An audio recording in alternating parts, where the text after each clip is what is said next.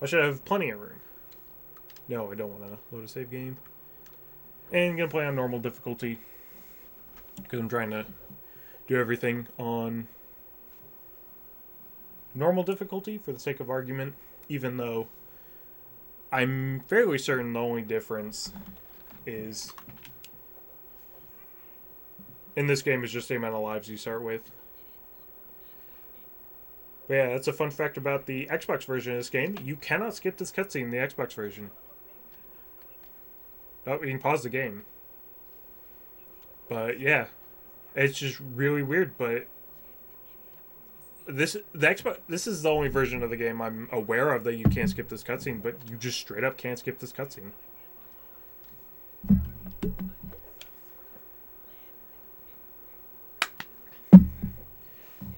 Oh shoot!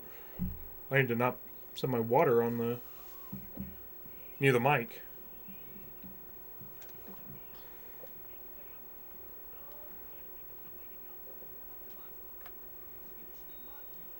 And yeah, I'm also not going to be doing any of the speedrun strats, which is definitely going to make this more of an ordeal than it would be if I was.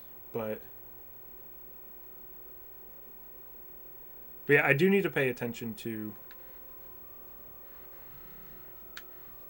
the aiming rev rolls and see if I still think it's a problem. Because it probably will be. Like, I don't know. It's like as soon as you start rev rolling, Pac-Man wants to move a little bit to the right. And that, or maybe it's just because I start holding a direction that I want to rev roll as soon as I start rev rolling. Because that's what you would do in World 2. I'm pretty sure. You wouldn't start by holding neutral and then turning. You would immediately just start turning the direction you want to, outside of certain circumstances, like maybe like the beginning of Into the Volcano, you would have to hold forward. But yeah, I don't know.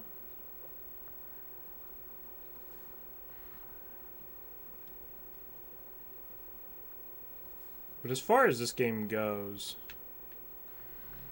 without speedrun strats, as far as what should be out, I'm just gonna go. What is getting a game over in this game do?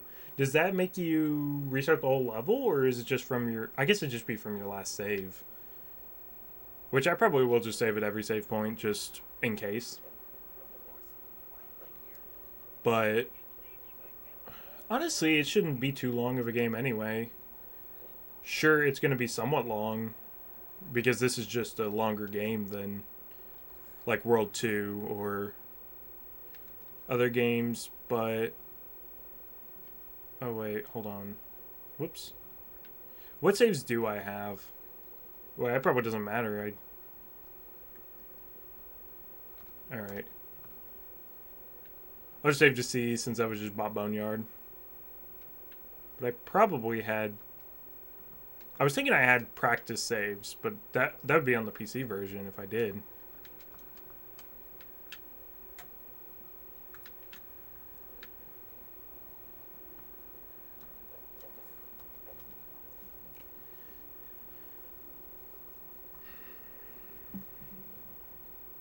But yeah, I don't really see any.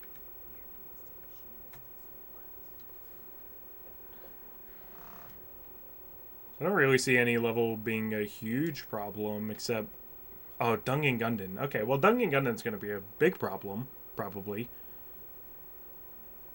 I do remember, like in the very early days of this game,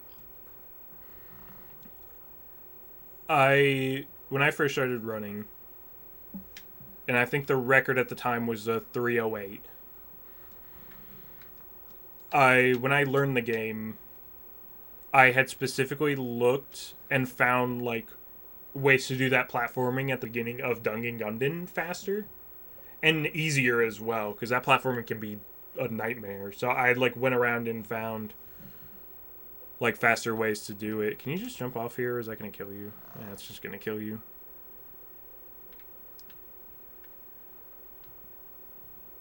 But I actually like I found faster ways to do that platforming. But I don't think it ever was ever used in any run. Except maybe the first run I ever did. I don't know. I didn't record that run, so I wouldn't know. Oh, you don't have to kill those guys. But I don't think anyone ever used it in a run because it wasn't too long after I found that the super jump was found and then platforming skip was found pretty soon after. So it was kind of irrelevant before anyone could use it, and it's kind of a shame because I didn't spend too long looking for how to skip it, but still, there's just some strats no one ever made use of, unless if someone used similar strats in 100%. I don't remember if I routed 100% for Dungeon or if that was entirely Woofer. Oh my gosh, how many of these guys are there?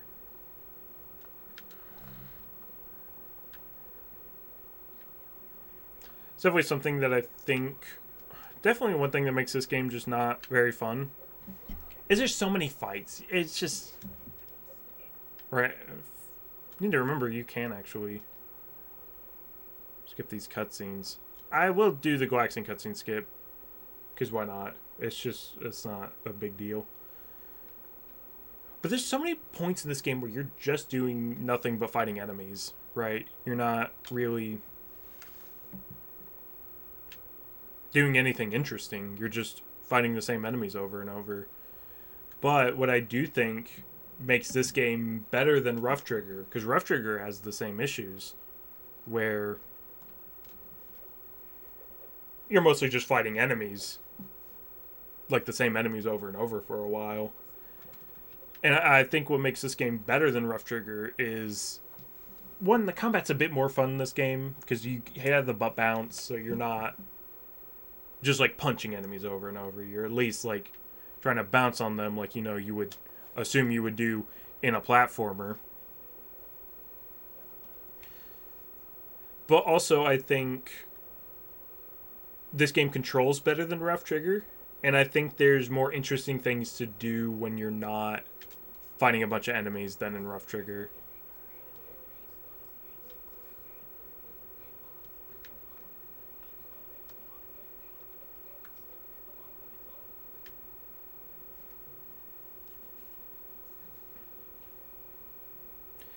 And plus, I do... I mean, I do think this game just controls, like, better than Rough Trigger for sure. Like, this game maybe doesn't control amazingly, but its controls are decent. Whereas Rough Trigger, like, sometimes is a struggle to play. But yeah, I don't know. I just think the parts where you're like the bad parts of this game aren't as bad as Rough Trigger, and the decent parts of this game are better than the decent parts of Rough Trigger, which I would struggle to tell you if there's anything decent in Rough Trigger. Is there any fun part in Rough Trigger? I mean, if you're speedrunning the game, there's some cool skips you can do, especially like level 7, but like if you're just playing the game casually, I don't know if there's any fun thing to do.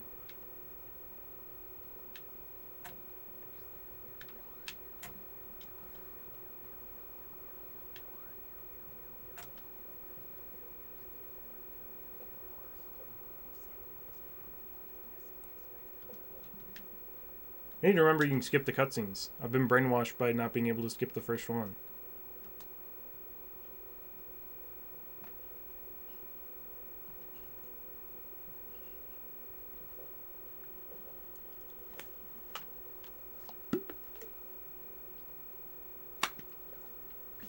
Also pretty sure I should be able to figure out the puzzles in this game pretty easily.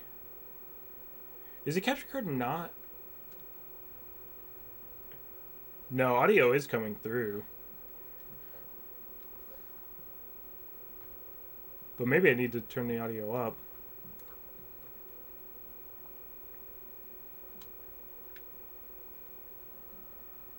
Like, it looks like the capture card's not picking up any audio. But there's, like, barely any audio coming through. I guess this game's just a bit quieter. I'll just turn it up a bit. Okay. Maybe that'll be good, maybe not.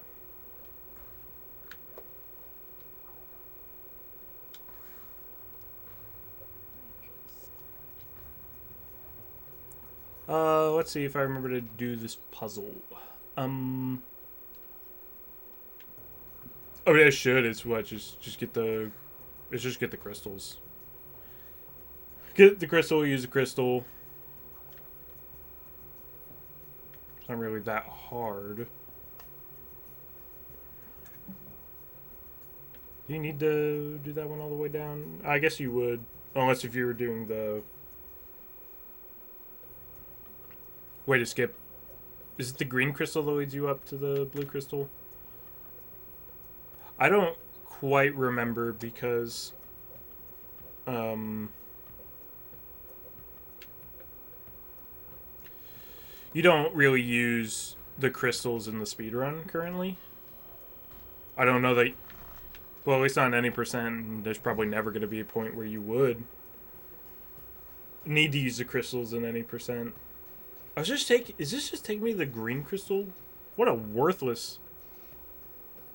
That's such a worthless Pac-Man trail. Where's the green crystal pad? It's over here, right? But...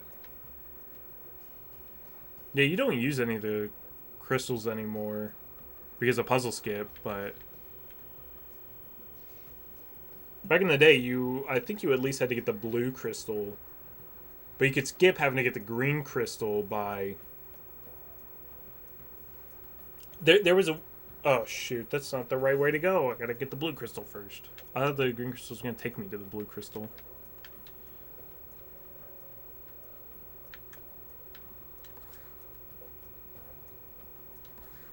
But yeah, there was a way to... Instead of having to bring the blue crystal down, you could... Wait, where do they want me to go? I know the speedrun way I could... get up there quicker, but what's the normal way to do this?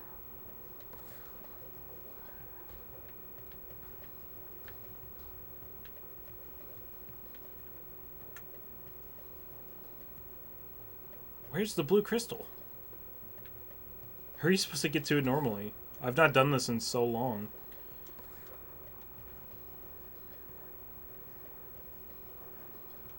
Because I think how you would get to it before puzzle skip. Oh wait, it's just that. It's just for a dumb statue.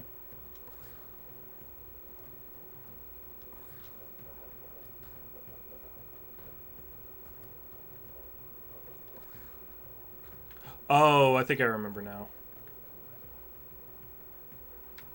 Do you just go around there, or do you rev roll off of this and get up there? Is this just for the watermelon? No, it's just for a card. Yeah, they do want you to go all the way around there. Yeah, before you would just jump on the keyhole and just jump straight up. And I don't remember how you would do it, but there was a way that you get the blue crystal without having to bring it down first. You get it just while it was all the way up. And that was kind of how you did this puzzle section before puzzle skip, is you would jump on the keyhole, get up here, grab the crystal, and then you still wouldn't even get or take the green crystal because you could just punch jump on this arch up here and get straight up to where you need the blue crystal.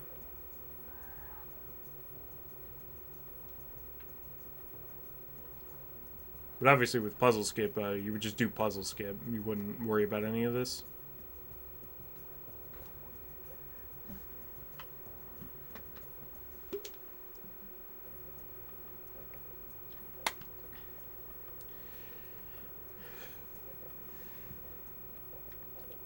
Yeah, so also at some point before I stream again tomorrow, I'm gonna try and make probably a Google sheet just showing like every game that's already been done, and I'll try and upload the VODs of these to YouTube. Do I need this? Yes, I do. This is the key. I actually wonder, this may not work, but what if, and obviously it wouldn't be relevant at all because you would just do puzzle skip, but what if there was a way to where, since that key, after rev rolling, it comes out of the ground, right? Is it just still staying under the ground the whole time? Could you, in theory, clip under the floor and grab the key without having to bring it up? Or do keys have specific keyholes they're designed for?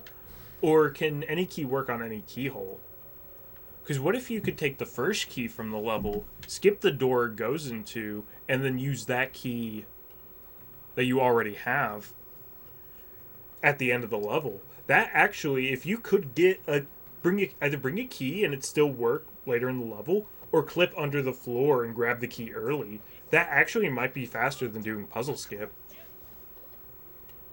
And this is just any like speedrun stuff I talk about. This is going based on like I think 2018 or 2017 knowledge rather.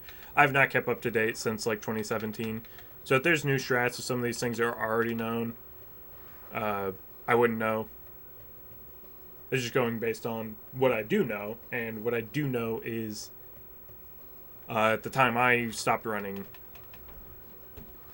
puzzle skip was what you would do in that section. And I don't know if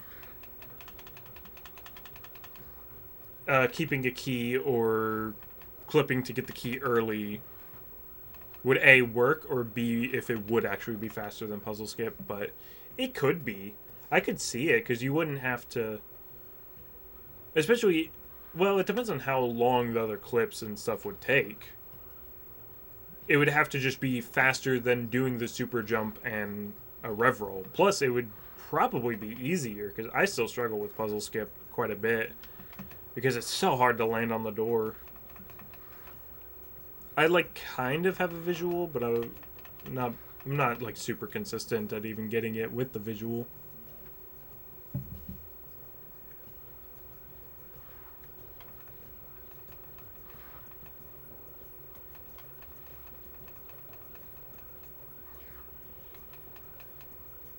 Yeah, I don't know. I've been thinking about doing some glitch hunting in something recently. I really enjoy glitch hunting. I usually don't find like anything super insane when I glitch hunt, but I do enjoy it.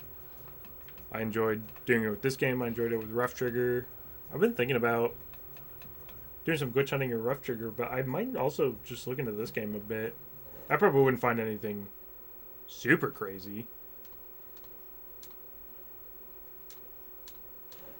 You know, I'm not saying I'm going to find a way to skip the entirety of Dungeon Gundam or anything. Or do a skip I've always wanted to see if it was possible. Which may or may not be possible now. Where it's got to be possible where you can just start and immediately skip like halfway through Banny Canyon, right? Not Banny Canyon. Crackstone Bridge, I think. Because you see the siphon right at the beginning of Crackstone Bridge, and it's like a gap over it. If there was a way you could get enough distance, surely you could skip half the level just by going straight over there.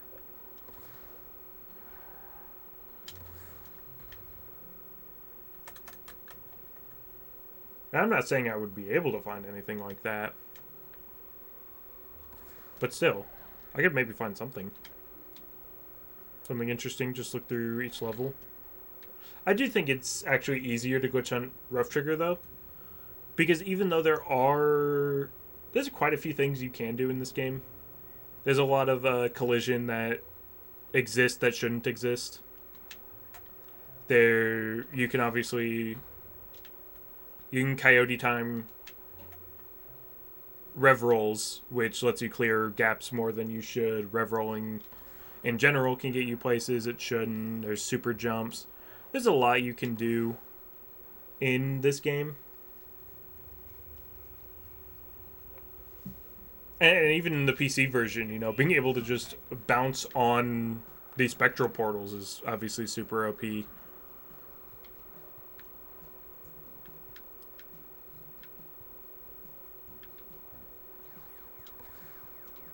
So there is a lot you can do in this game that can lead to a lot of skips. There's a lot, you know, that can make glitch hunting easy. I guess that's kind of the games I tend to glitch hunt the most, is the games where you can kind of, instead of having to think completely outside the box and do just something crazy to find a skip, all you really have to do is just look at something and you can pretty much tell if it's going to be possible.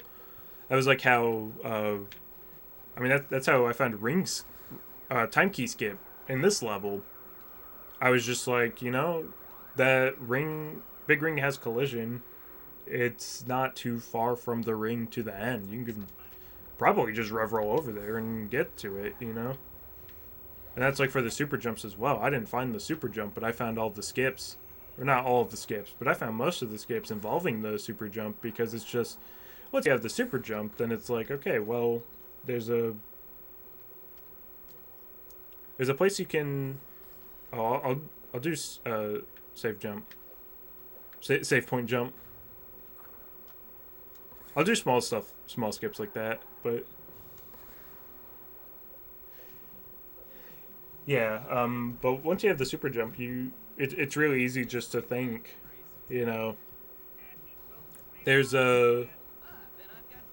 I can skip these cutscenes. I literally was brainwashed by the beginning of the game. On this version specifically.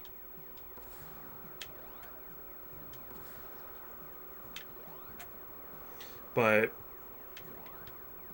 you know, once you know the super jump is a thing, and you kind of know how far you can go with it. It's not that difficult to say. There's a climbable surface near the big bomb in Gogeka Heights. So I can probably just use a super jump to skip straight to the bomb.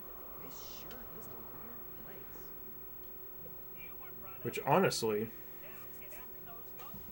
I don't know how long I would have kept running this game if bomb skip wasn't a thing.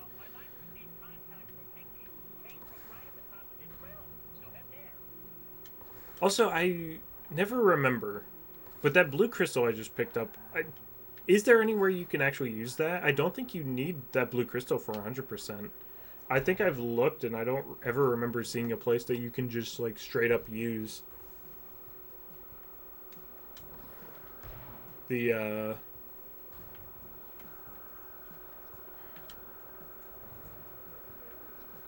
that blue crystal. But I mean, maybe. I don't remember. I at least don't think you need it for 100%. I don't remember where these things take you. Oh, that takes you here. Okay. Yeah, I remember how to do this.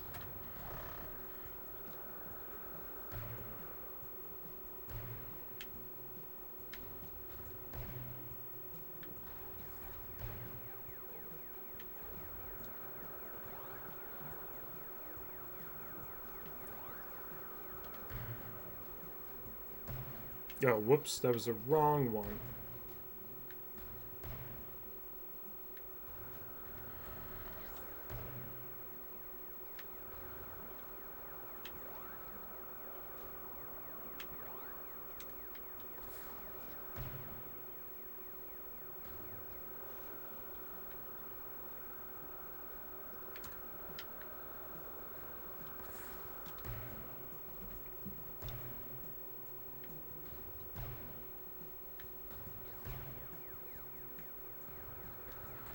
Yeah, I knew I probably didn't have to go all the way over to get another power pellet.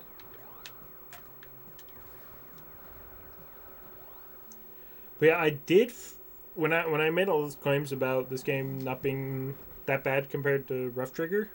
I still, in a way, believe that, but I did forget how many spectral fights there are in the spectral levels. I did completely forget about the spectral fights, and that definitely brings this game down a lot. The spectral fights are just so boring. I get what they were going for, because obviously this is a Pac-Man game. That's what you do. You eat ghosts. But World 2 did it better to World 1 and 2 just did it better to where you could eat the ghosts because they're enemies in your way, but you don't have to. Making it to where you have to eat 20 ghosts or else you can't progress. And that's like all you're doing is just eating ghosts and you're just waiting for power pellets to respawn and all this. It's just boring. No one wants to do that.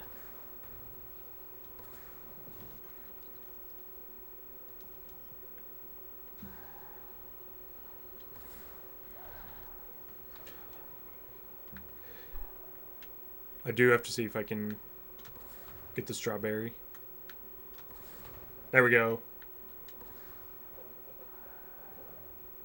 That's a 100% strat I found. It was pretty cool. I actually really enjoyed writing 100% for this game. And that still is a goal of mine, is to run 100%. I just never thought I had the time to do it before, but I've always wanted to. I've always thought I understand people's complaints with the 100% category for this game. Obviously, it's not like the most interesting category because really all you're doing is you're just collect all. It basically comes down to collect all the fruit in the level,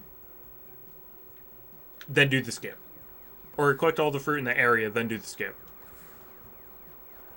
For the most part, so like at least I'm pretty sure you wouldn't just do tutorial skip, but you also wouldn't not do tutorial skip. You would just get all the fruit and then you would do tutorial skip.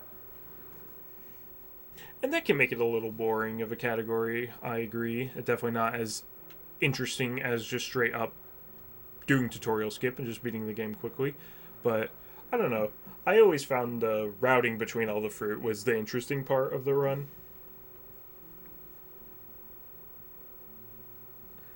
But I do agree there's not many outside of like some things like the strawberry I just grabbed, and there's another fruit that you can get with in an unintended way. But there's not too many like 100% exclusive skips. Wait, was this one? Can you get that watermelon early? Wait, I kind of remember this being a thing, but I actually don't remember how to do it if it is. There's like you riverroll up here, right? Maybe you don't even need to riverroll. Oh, you can just straight up bounce on one of these dudes.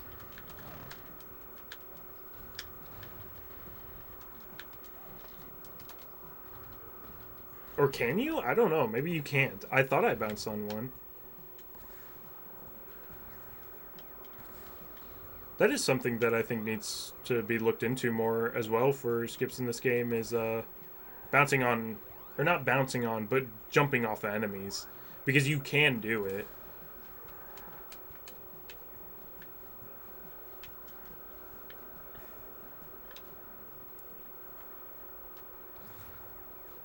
If you land on an enemy in the right way, what you can do is you can jump off of them and gain a little bit of extra height that way.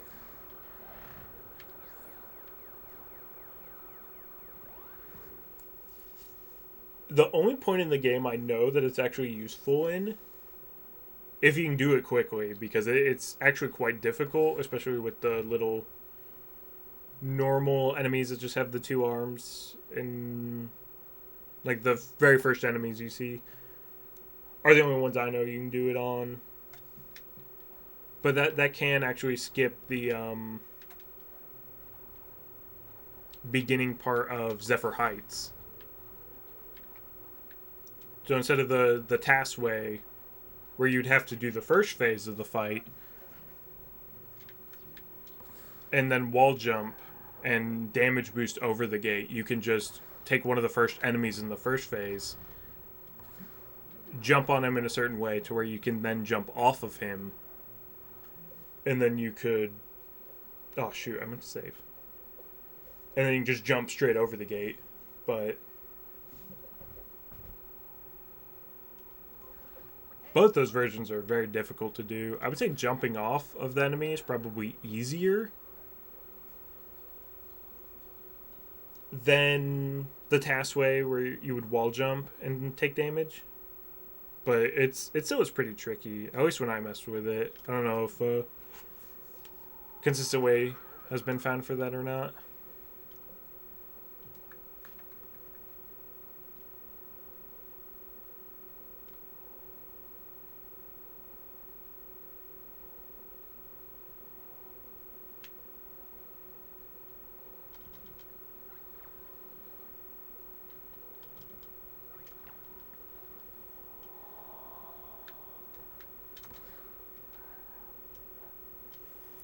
And unfortunately, I can't do fight skip, but yeah.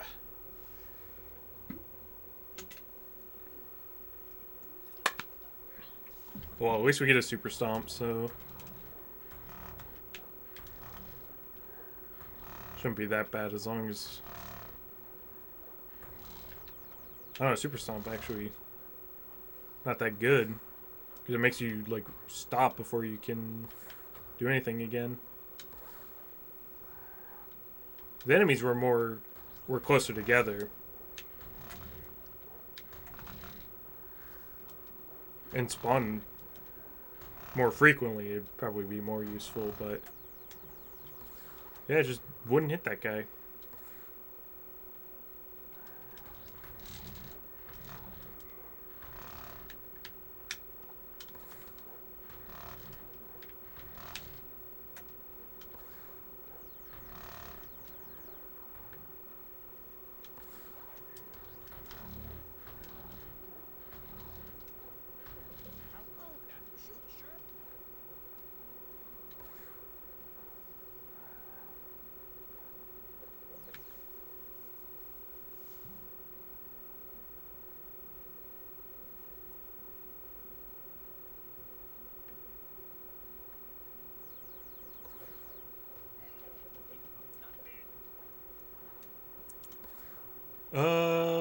Are we supposed to do this part normally? Is this just do the spectral fight?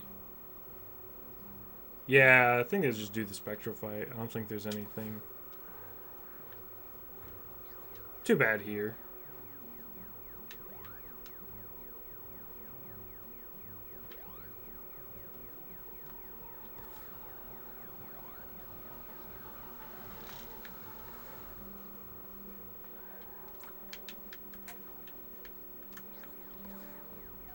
I think only 6 spectral monsters spawn in this fight. Unlike the usual 8. Does that get more later in the game, or is it just like kind of always 8 until that last one?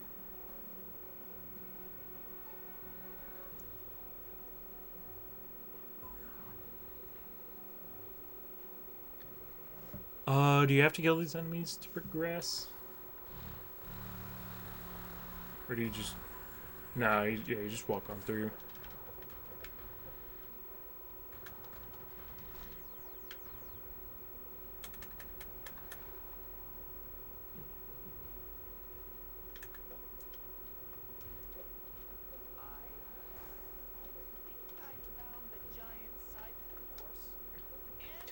Oh yeah, I forgot about the mazes. Oh, I really hope I don't soft lock on Dungeon Gundam.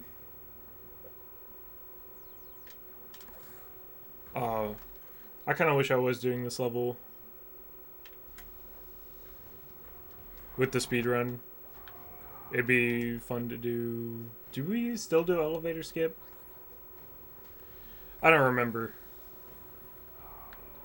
Wasn't there a faster thing? Yeah, you don't have to do elevator skip, right? You just need. What is it you need? You just need the bridge, right? Which doesn't the elevator give you the bridge? Or no, the elevator makes the platforms raise. So I think you just need the bridge, which you would do in the top section. And then you can just straight up skip.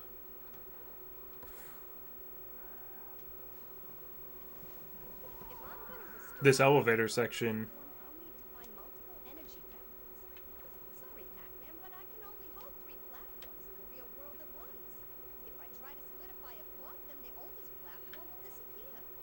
There must be some fountains in here. I'd better hunt around and find them.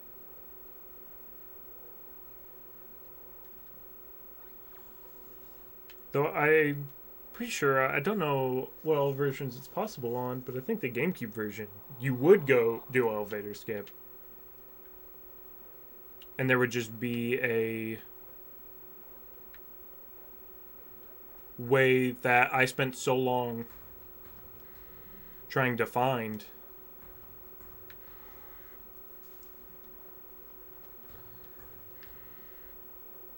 That's just not possible. That you can skip straight from down here to up to the end of the level. I think on the GameCube version you can skip all that way straight from here, and you don't even have to do the bridge stuff. So in that case, you would do elevator skip. But I tried for. I don't think that skip's possible on the PC version, but I did try for a very long time to find a way to do that on PC. I don't know if I ever messed with it on the Xbox version. I don't know if maybe that was possible only on the GameCube version, or what other versions is it possible on? Is it possible on Xbox or not?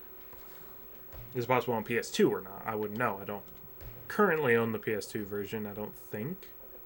I think I only have the Xbox version and the European PC version, which, as far as we know, isn't too different from the American PC version. The only thing that ever seemed to be different was there's an animation that played in Pac-Man battle that I've only ever seen on the PAL version, but could exist in the American version as well. And it only ever played the first time I did Pac-Man battle on PAL. It never played. It didn't play the second time I did it, which I'm thinking probably what it is you have to get a high score on Pac-Man battle for that animation to play.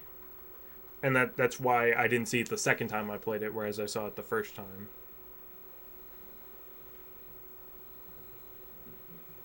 Oh, do I see if I can do this? I guess I'll try it once.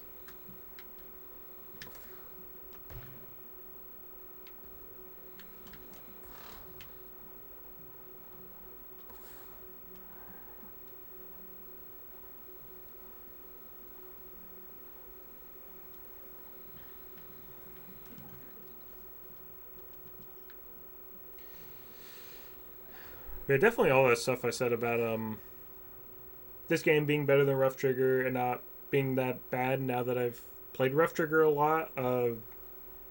This game actually isn't that fun. I'm not like having a great time with this right now. This is a bit much.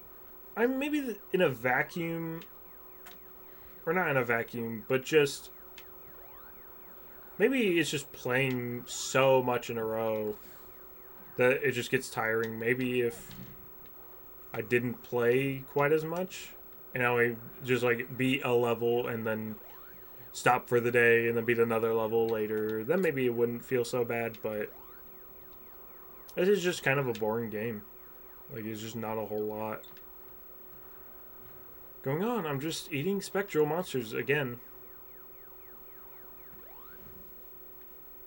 There's just so many times you do it. Like, do we need to do it 10 times in each spectral level plus doing it other times?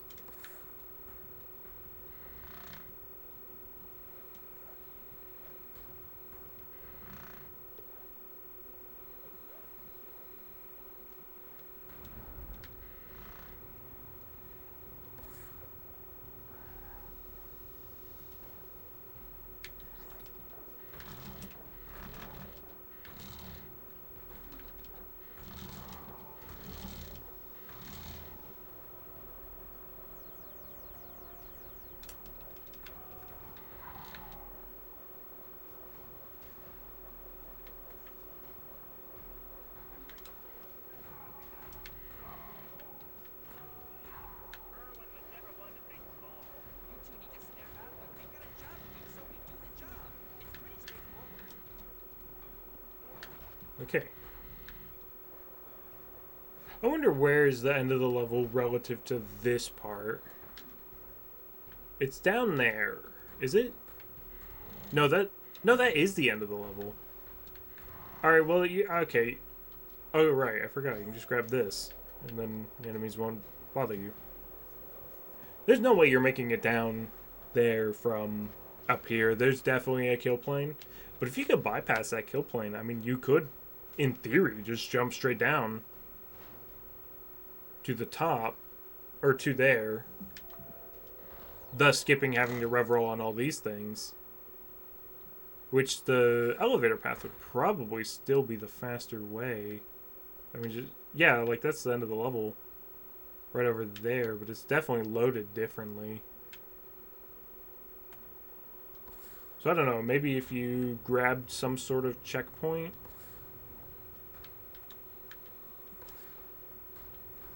If you get some sort of checkpoint on the way down, that would spawn you at the end of the level.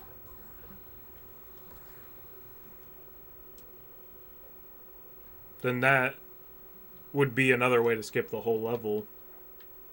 But I doubt it's possible. I forgot you could just walk straight through that door. For some reason, that's like the only door in the game that while it's opening, it doesn't have collision. Oh, actually, I am going to just save right here. I don't think it's in this maze, but there are... sometimes you can actually soft lock in some of these mazes. Specifically, the only one I know for a fact you can soft lock in is the Dungeon maze. It's possible to...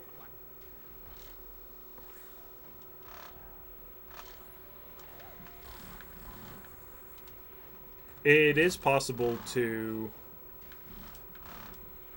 soft lock in the Dungeon maze, because what happens is sometimes you can clip through walls with the speed booster, and you can clip inside of a wall and not be able to get out in the Dungeon maze. See, like this maze, I don't think you can soft lock in. You can actually clip through one of the walls with one of the speed boosters.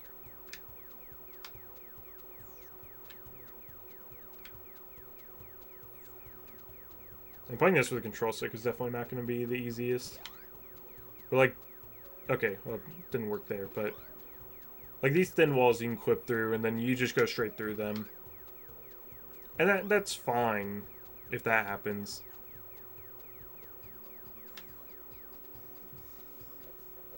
But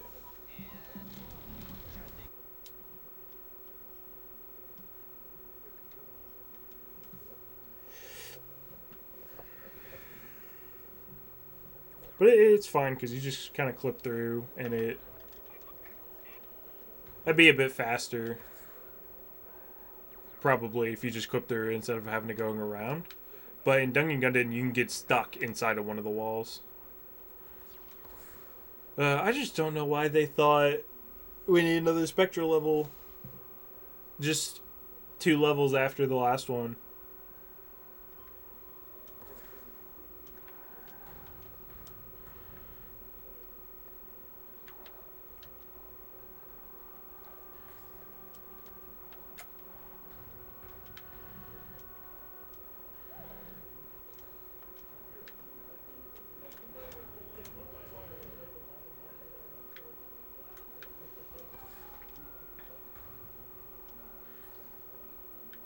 Okay, where did... That's a good camera angle if you're not on the RevRoll platform. Good luck getting on it.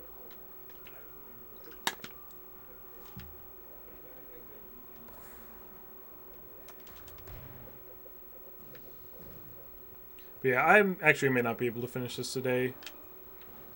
I definitely think I was very much underestimating just how long some of these levels are without.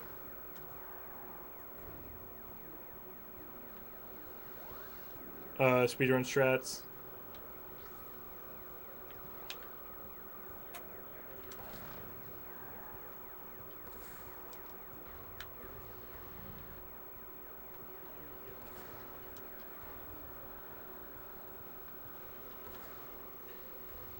Let's see, about how far can I get in the game? Because... Alright, so we're on Spectral Veil now. What's after Spectral Veil? It's Zephyr Heights, right? Zephyr Heights I don't think is too long. And then it's what, Ancient Catacombs, which I don't think is too long. Is Zephyr Heights next, actually? Yeah. I don't know. It's really just these spectral levels are so long. That's because you're not doing anything interesting. You're just eating spectral ghosts. I guess doing some of these like light puzzles. This is another game that because I already at least somewhat know all the solutions to these puzzles, it's not going to be too bad. Whereas if I had never played this game before and I had to figure some of these things out, it might take a bit longer.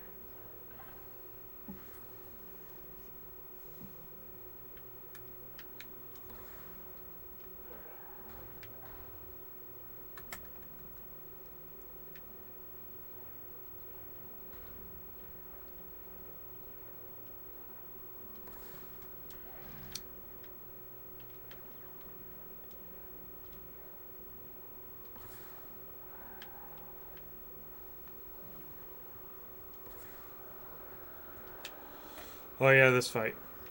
Oh boy. I mean, this one, if there's still just 8 ghosts, then it shouldn't be that bad. Or if there's even less than 8 ghosts. This might be one of the ones where there's only 4.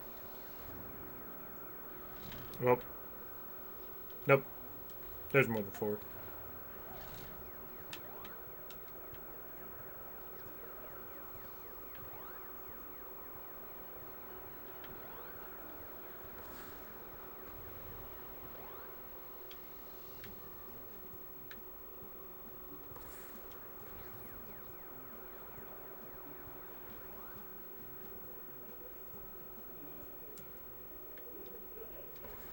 Oh yeah, don't you not have to do this fight? Can't you just grab the crystal from under the portal?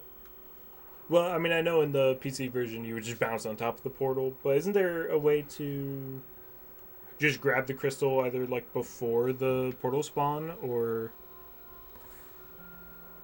just grabbing it from behind or something?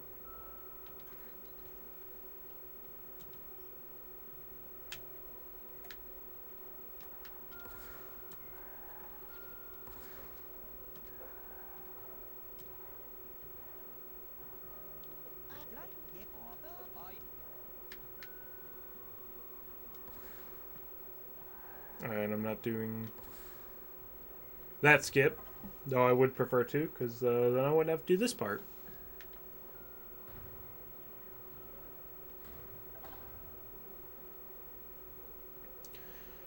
Oh well.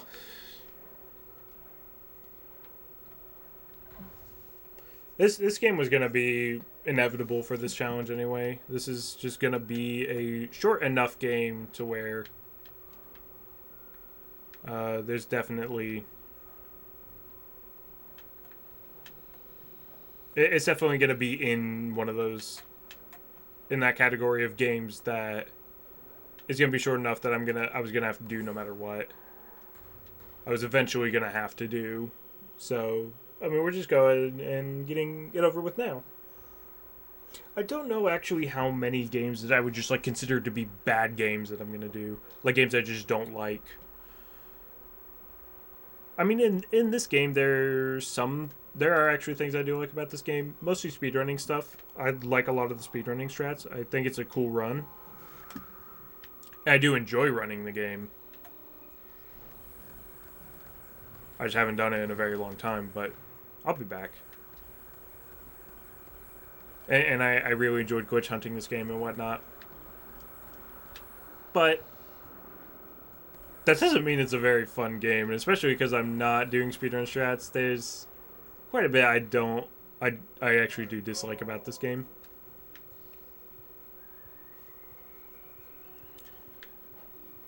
But how many games? Oh, do I need this? I'll grab it just in case. I don't think I need it though. I think it's just for bonus.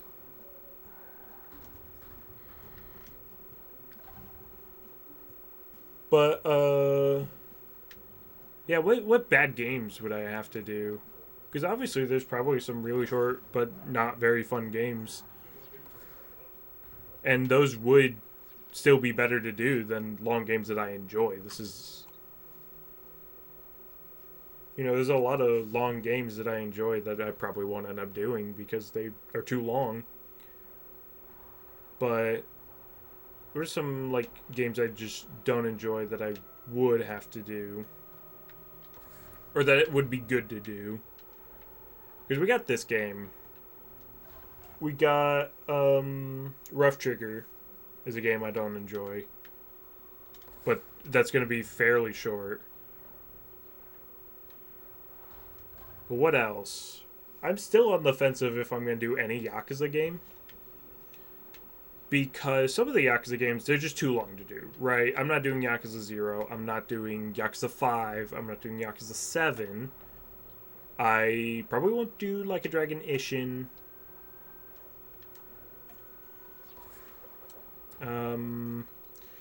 But and I probably won't do Kill With Me 2, and maybe not Kill With Me 1. But the first 4 Yakuzas aren't too terribly long. They're about 16 hours average if you're not doing much side content and if you're watching every cutscene. But if you're not watching every cutscene, then that really shortens the length of a Yakuza game. Similar to Metal Gear, right? If I were to watch all the cutscenes in Metal Gear Solid 2, that's a fairly long game. But because I'm not going to watch all the cutscenes, Metal Gear Solid 2 is an incredibly viable game. Since I already know the game and I wouldn't be watching the cutscenes, that brings that down from like a maybe 16-hour game to where I could probably do Metal Gear Solid 2 in what, 5 hours maybe? Depending on how things go, because I'm used to beating Metal Gear Solid 2 quickly on very easy, but I'd be doing normal mode for this challenge. So that really shortens the length of Metal Gear Solid 2. And I think the same could be true for some of the earlier Yakuza games. If you don't watch all the cutscenes, which I would need to see if you can skip the cutscenes for in the older games. I'm pretty sure in 3 you can, especially in the remastered version of 3 you can. So at least 3 and 4 I would be able to. I don't know if you can skip the cutscenes in the original PS2 versions of Yakuza 1 and 2 though. But if you can, then those probably are actually much shorter games than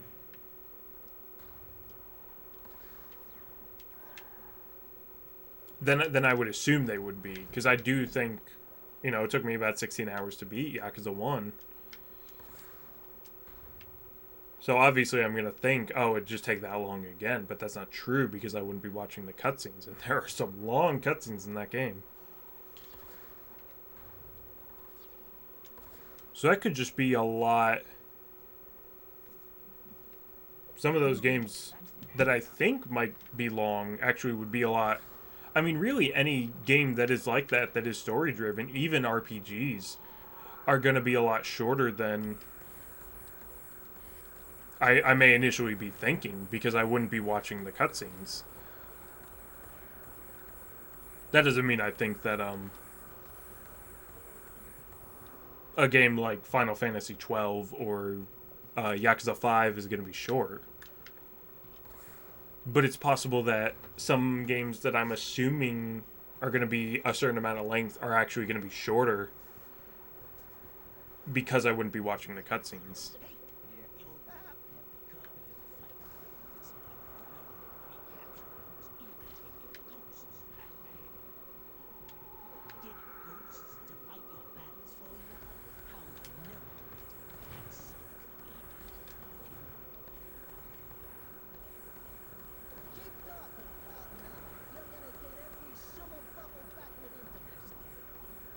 But then I guess my original point with that about the Yakuza games is if the original Yakuzas, the first four at least, are short enough to where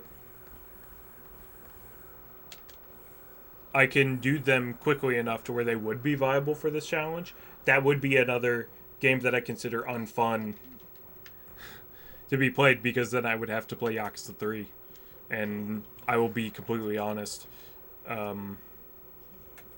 don't like Yakuza 3. Yakuza 3 is one of the few Yakuza games I don't like, along with 6. I hate Yakuza 6 as well. Yakuza 6 sucks. Yakuza 6 is worse than Yakuza 3.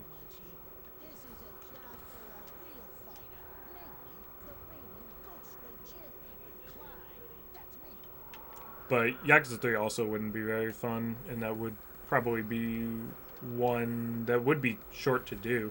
Honestly, that might be shorter than the first two Yakuzas, because the first two Yakuzas have some weird parts that I would have to refigure out. There's some things that are kind of unclear in the first two Yakuzas. Nothing too much, but I just think it would be a lot easier to get through Yakuza 3 than it would be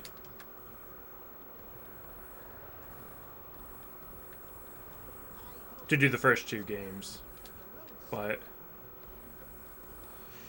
yeah, I mean, if I have to do Yakuza 3, I'll do Yakuza 3, but we're still a ways away from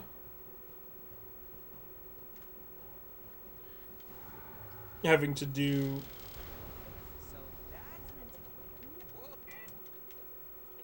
from potentially having to do Yakuza, any Yakuza game really, because I'm pretty sure there's a lot shorter games than those. But yeah, Zephyr Heights is next. Okay. So Zephyr Heights, I don't. Oh no, Zephyr Heights has some puzzle parts that might be a bit tricky. Assuming I don't remember how to do them, which I probably should remember how to do them.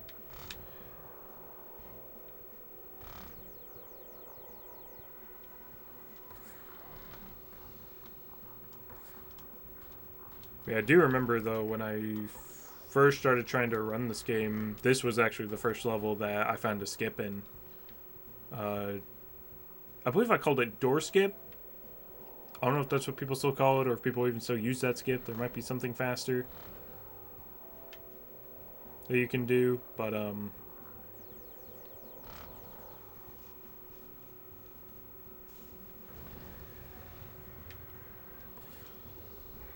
yeah, that was the first skip I found. Oh.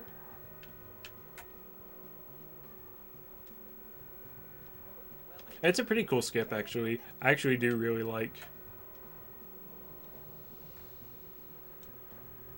I really do like that skip. Pretty cool. I never did find anything useful with that super jump there. I don't think you can skip this part with a super jump in that area. Maybe that's not true anymore. Maybe there is something you could do with it, but from what I remember, there was, and with that super jump as well, I just never found anything really useful you could do with any of them.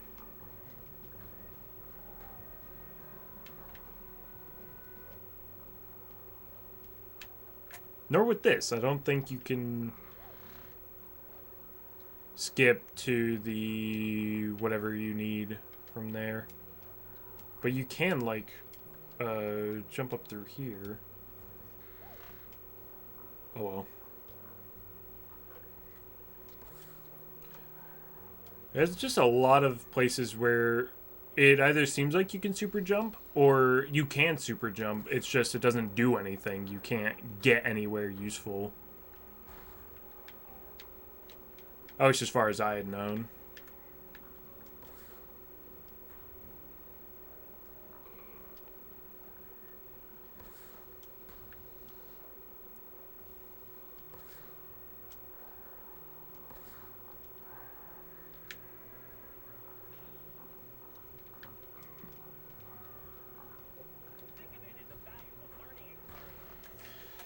Oh, great. Missed a cycle. I don't remember how you make that cycle. I know you can, but I don't remember how. Probably.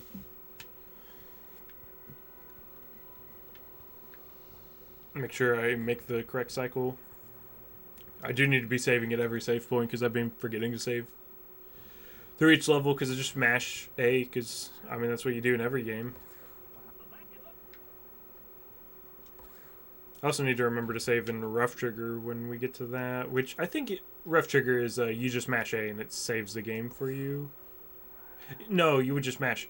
Well, it's a PS2 game, so you would mash X, and that would save the game for you. Whereas if you mash circle, it doesn't save. I think, which is what you would do, because under normal circumstances for a game like that, you would just not play with memory card. And if you were running on the PlayStation 2 version, you would play without memory card, except on level 7 or after level 6, you would put the memory card back in, or else the game crashes for some reason. Just if you don't have the memory card in after level 6, the game will crash. So you would normally play without memory card. I remembered how to make that cycle. But in Rough Trigger, on the PS2 version, you would play with that memory card, except for that one part where you'd have to stick the memory card back in. You don't even need to save the game. You just need to have a memory card in, or else the game crashes. And then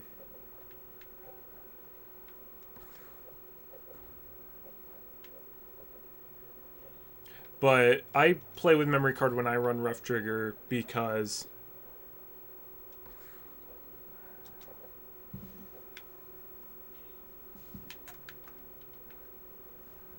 well, I don't play with memory card in, but I play downloaded on the PS3 because Rough Trigger is on the PlayStation 3 store as a PS2 classic. And I don't know if you can disable having it have a virtual memory card. And since I don't know that, I don't know how you would turn it off, nor if you could turn it back on mid-game, because you would have turned it back on mid-game for the game not to crash. So I just play with it with the memory card in because it still is faster to play with memory card in and have the faster loads the PS3 version has, rather than to have slower loads and play with that memory card.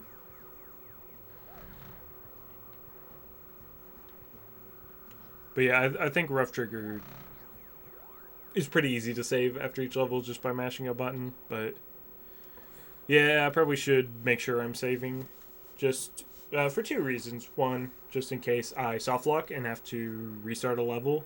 Obviously, I want to save the game so that I can get back to the closest point that I was at.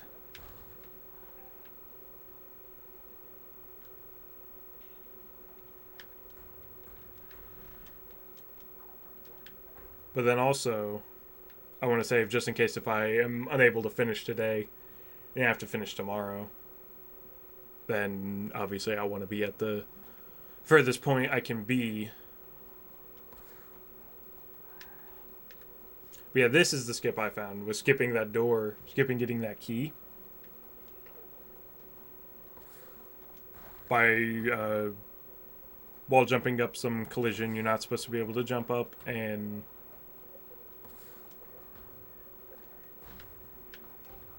then rev roll and jumping over the door and then going to the nearest death plane and dying so that this part loads properly, because if you just jump over the wall then this part's going to be invisible, and I don't think these things will have collision, so you have to fall off into a death plane so that all this will spawn.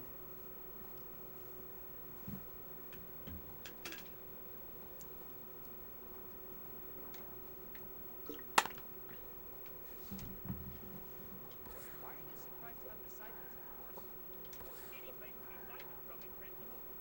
And there are plenty of places easier to set up and maintain delicate machinery than these mountains. There just happens to be a reason to siphon here specifically.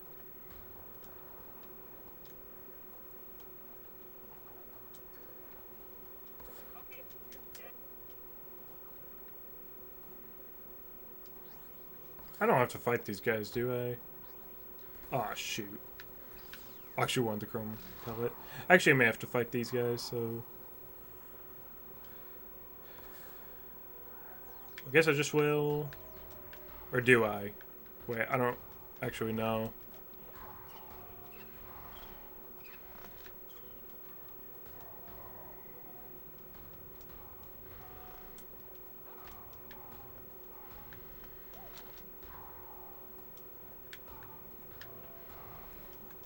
Do I need to, or...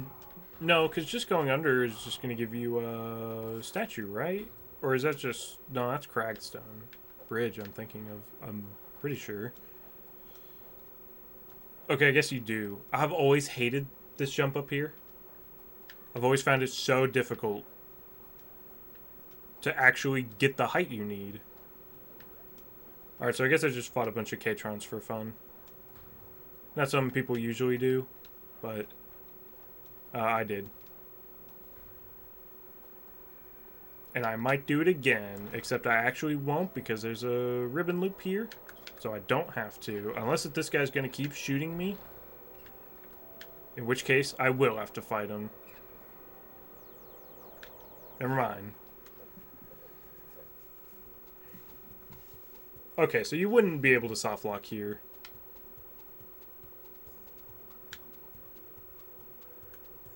See, is the D-pad any easier?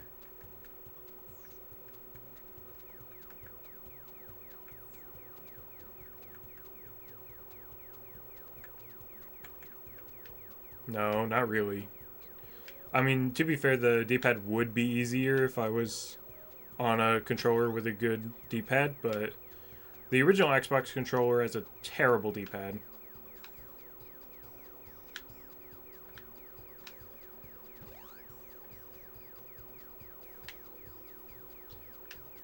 If I was on a PS2 controller,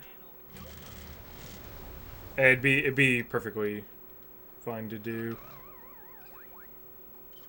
I don't have to redo the maze, do I? Okay, no, I don't. I'm not re-rolling that, dude. I'm just jumping over. Oh, wait. How are you... Do you have to rev-roll this to, like, make a bridge or something? Oh, you do. I did not realize that that was how the intended way to do it.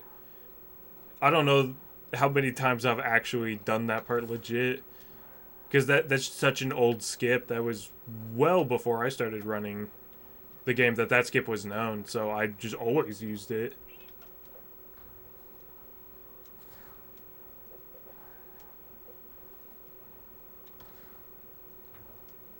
Oh, I forgot there was a boss fight in this level.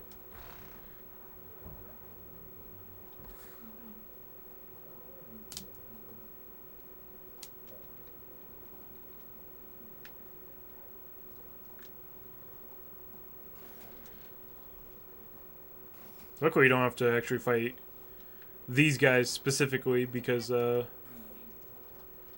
these guys are so annoying to deal with.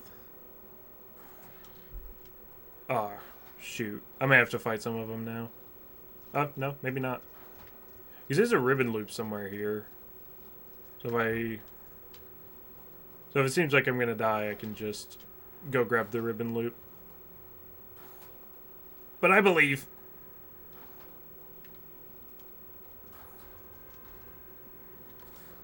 Because it just takes so many hits to kill. Oh, that's a green crystal. There was the health wedge. But yeah, I forgot about the Gigatron fight. I'm fine with if I were able to, like, 2-cycle this guy, but I actually don't really know the strat to 2-cycle him. So, yeah. I mean, I, like, vaguely know the strat to 2-cycle.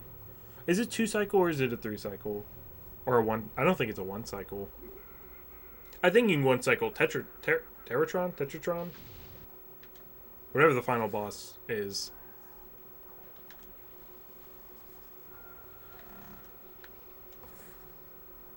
Yeah, definitely this fight's annoying because his laser just hits you whenever it wants. Like, that's supposed to be cover, but it doesn't really give you cover.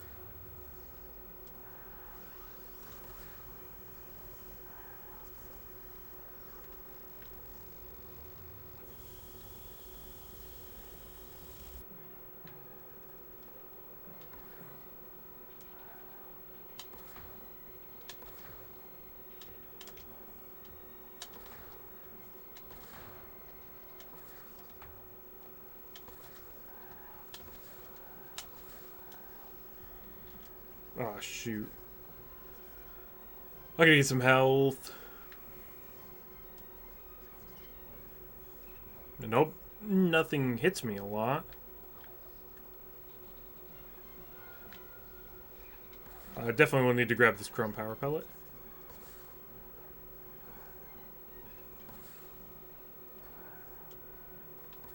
Is the yellow supposed to be coming out of Pac-Man at this point? I don't think it is. That's like World 2 on GameCube when it just sometimes makes you gold Pac-Man for no reason with a chrome power pellet. But I don't know, maybe that's just what the effect always looks like.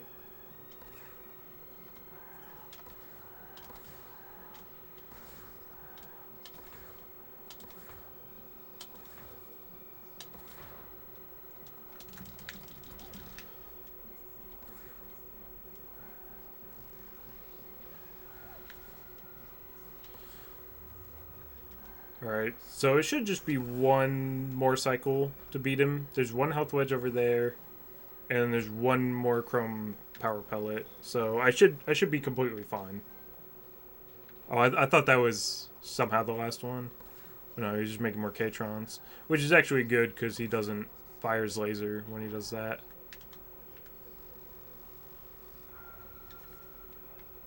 Did I miss one? Did I not? Did the cutscene interrupt hitting this one and I just assumed I got it since it stopped? That's probably what happened. I probably just assumed that I had done it when I didn't. I should have realized that it wasn't finished.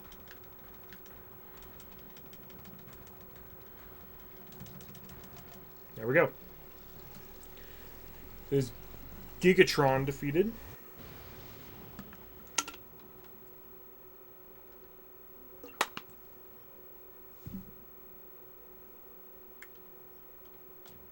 Okay, I'm seeing what's confusing me now.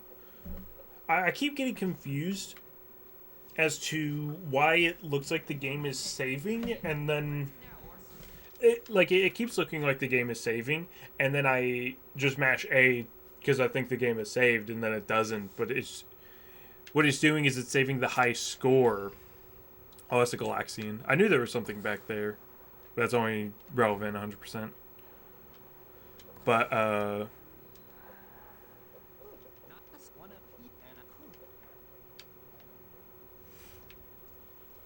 But the game's just saving the high score, and I'm assuming it's saving the game, but it's not, so then I accidentally don't save the game.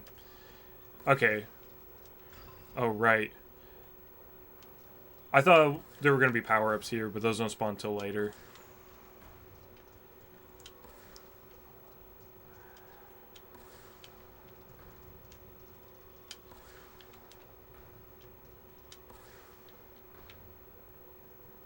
But yeah, now that I know that the game is just saving the high scores and not actually saving the game, I should be more aware that that's what's going on.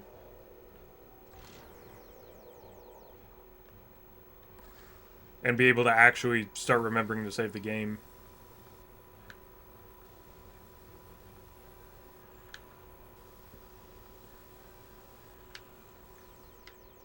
What was he aiming at? He was trying to shoot something through that wall. Is there an enemy in the next part of that level? Or in a room that connects over there? That'd be interesting. It might be good just to, at some point,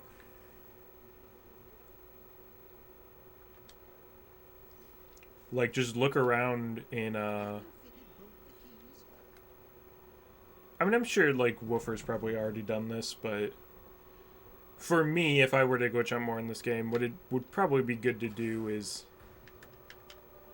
look through, the game in Dolphin Free Cam and just, like, have a... just to kind of get a reference of where things are, where parts of levels are in comparison to other parts of levels, so that I can know, like, if there's anything, like, if there's a different part of the level just behind a wall, then it'd probably be good to try looking to see if you can clip through that wall. But if there's nothing behind the wall, then there'd be no point in trying to skip it, because it wouldn't do anything. You don't need to kill these guys, do you? There's just a crystal in here you get. Yep.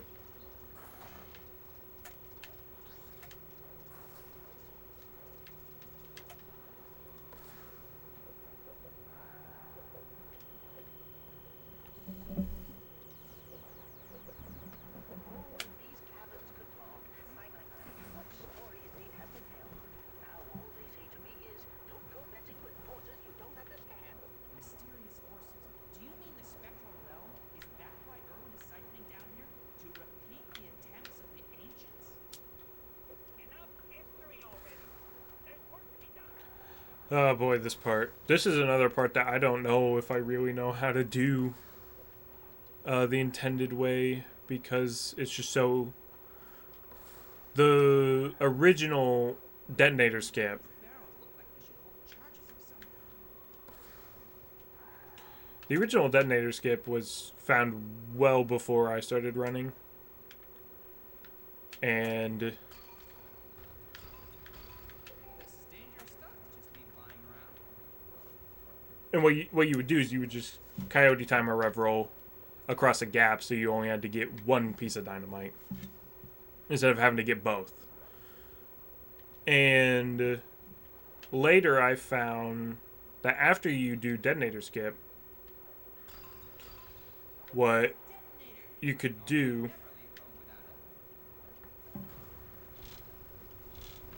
I found later that after you do the first part of detonator skip, what you could do is you could then skip the second part with a really difficult rev roll. But then Woofer later found that you could just skip it straight from the lower section. So you don't even have to use that, which skips getting that red crystal. What are you supposed to do here? I actually don't know. You're supposed to hit this? Okay, yeah. Visually, that is not clear that you can even hit that, because all these platforms look the same. I tried hitting this one and it did nothing, so... You know, it wasn't that far-fetched to assume that you can't hit any of them. Am I supposed to hit this one now? Probably not, because that just puts it back to the way it was.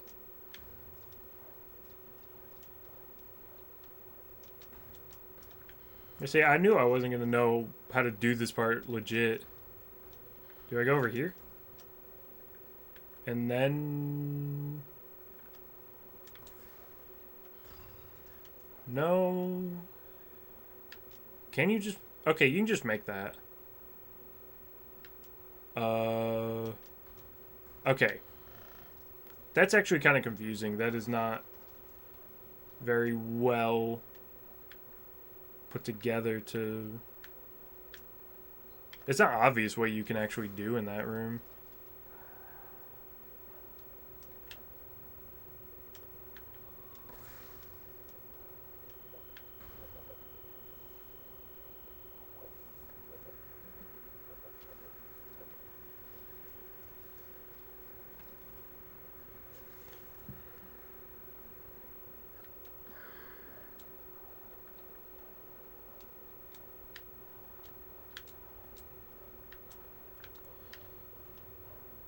Yeah, I'm not gonna be able to make too much more progress in this game today.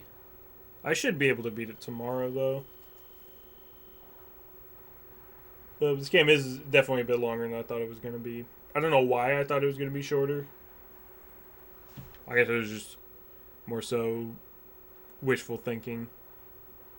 But...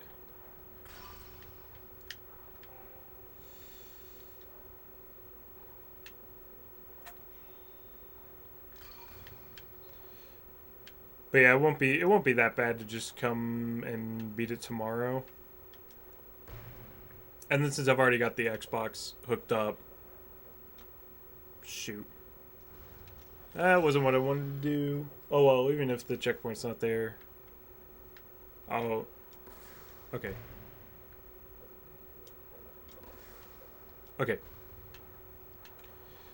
Because I will already have had the Xbox hooked up. If I beat this game quick enough tomorrow, and then I can do other games, it's not going to be hard at all to just do some other Xbox games. Again, all the arrangement games are going to be really short. I could just knock those out one after another. So it'd be Pac-Man arrangement, Galaga arrangement, and Dig Dug arrangement. Would be just very, very quick to do.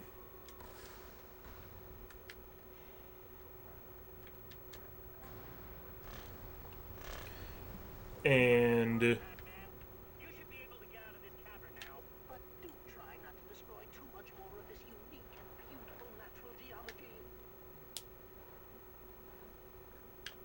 Metal Gear Solid 2 should be pretty short, but that's another one that I could be underestimating how long it's going to be. I still don't think Metal Gear Solid 2 is going to be that long. Because without cutscenes, it's really not a long game. There's not really a whole lot you do in the game. I think the game is mostly cutscenes, which, I mean, obviously that's the joke with Metal Gear. Games are more cutscene than they are gameplay. Can you just go here, or are you supposed to do something? No, I just did the thing I was supposed to do.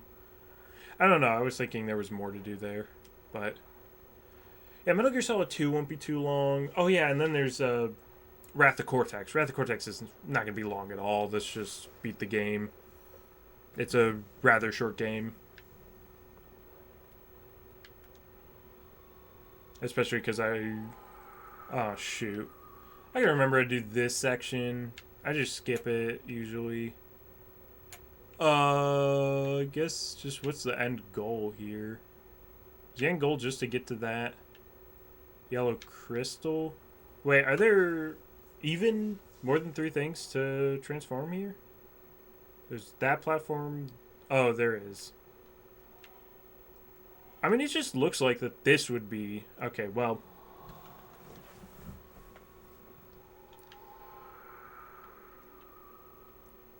Like, right? Like, this would be the way to go, because that leads you to the yellow crystal, unless the yellow crystal's just bonus.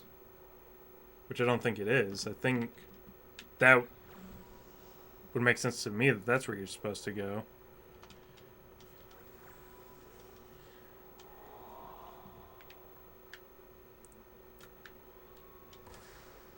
You don't even need that first platform, so I guess in theory, if you didn't know which way to go, you could just put all three of the... You could use all three of the platforms and just make... Oh, okay, well you are supposed to go over there first.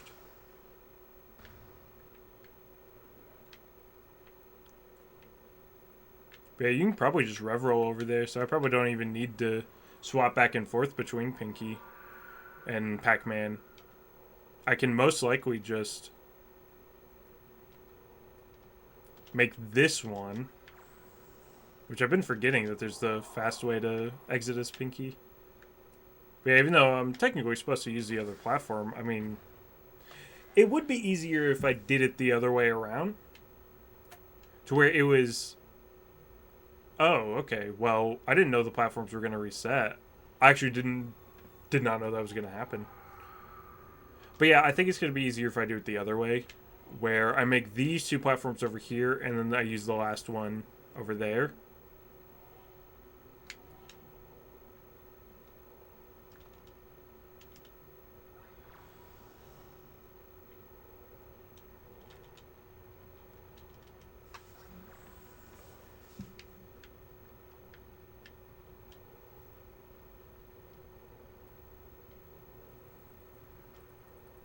Oh no, come on.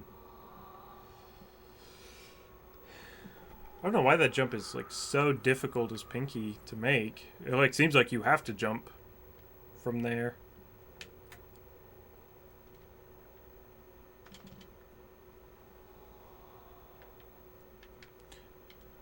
But yeah, so then I actually don't want to die now though if these platforms are gonna reset. Why is this one? This one doesn't have the texture the other ones do. I wonder why. That's odd. They're all supposed to have a certain that like spectral texture to them.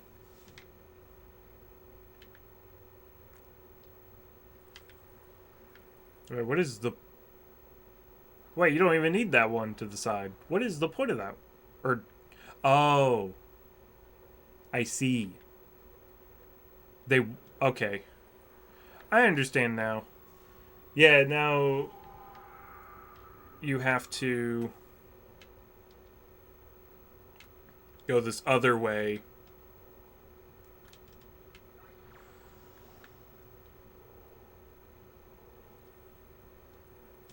Please tell me that that one's going to disappear next. Yeah.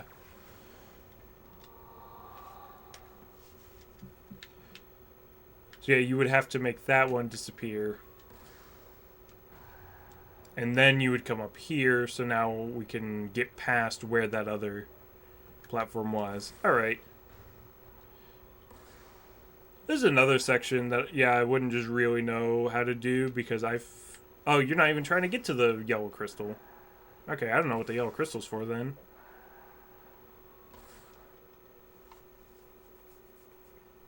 But yeah, Pinky skip there was... That was another really early skip I found. I was pretty sure that was possible. It took quite a number of tries.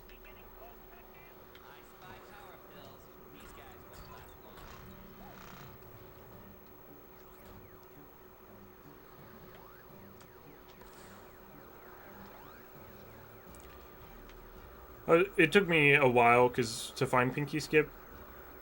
Because I think I soft locked. I think there's... It might be only in this version of the game. And not with other versions of the game. Or maybe it is in other versions, but... There's a weird thing where sometimes if you die in certain spots in this game, specifically from falling off a ledge, you'll just get into an infinite loading screen and you can't... You just have to restart the game because it'll just infinitely load. I think that happened a couple times while I was trying to get Pinky Skip for the first time.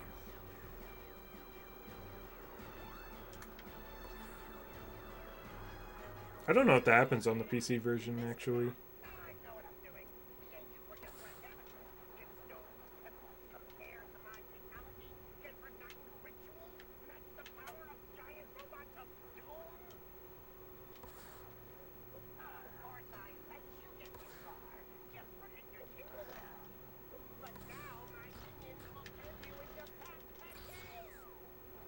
See, are you able just to do this from the start?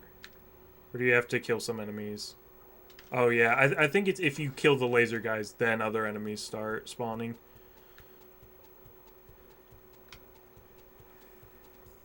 But I hope this is not one of the places you can soft lock in.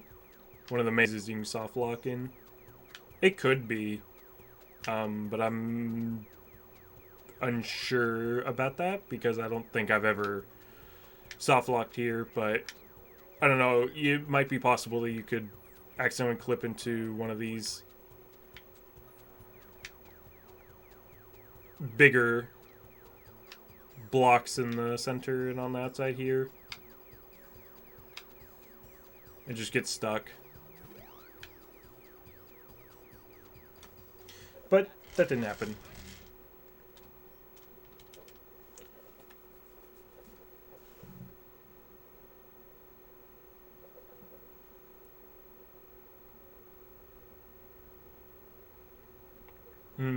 Let's see.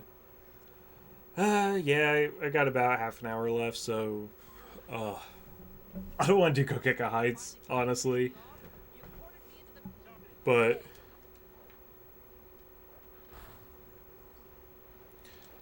yeah, I guess I'll just do it because as much as I don't want to do Kokeka Heights right now, I also don't want to do it later, so I'll probably just do it now.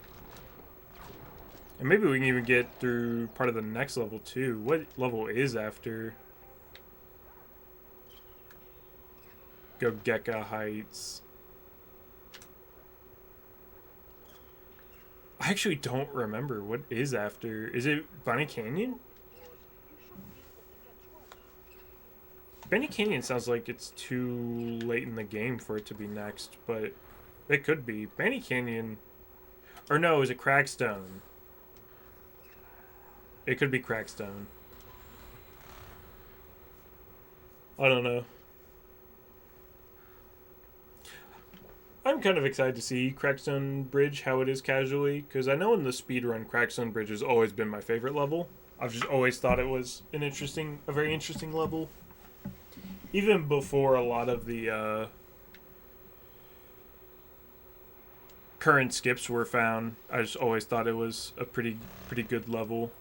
But I don't know if it's that great casually.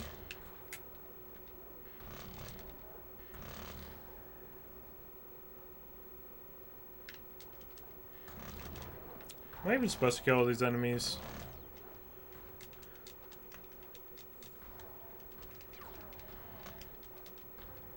So another thing that's weird with this game, sometimes just like random movement things just like work really weird.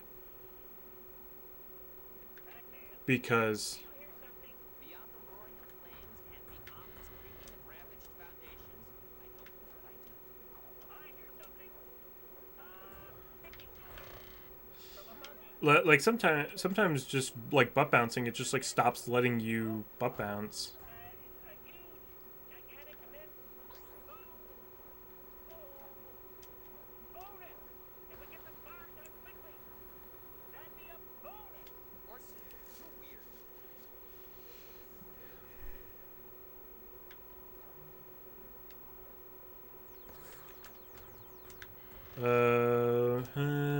I guess I won't do slime skip, even though I would like to do slime skip.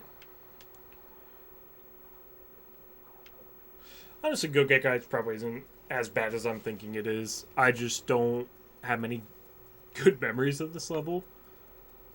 A lot of dead runs to this level. I didn't have to destroy that. Why did I do that? Honestly, though, in the speedrun, this level is pretty cool. There's some cool things you do in this level.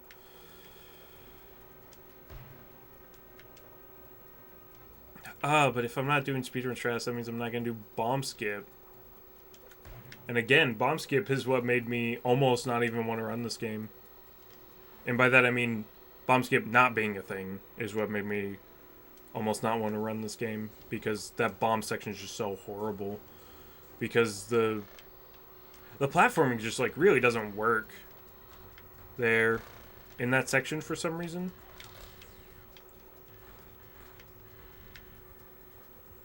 Like, it's just sometimes it's so easy for that section to eat your jumps. There are like certain like pillars in this level specifically, that might also be in other levels, and it's at this part specifically. Oh, was there a save point back there? I think there was, and I missed it. Oh well.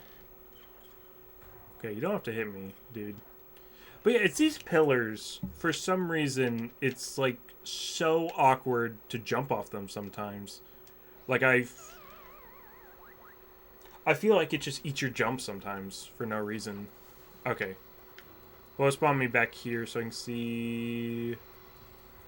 Okay, there was no save point. Maybe this still is a save point. Near.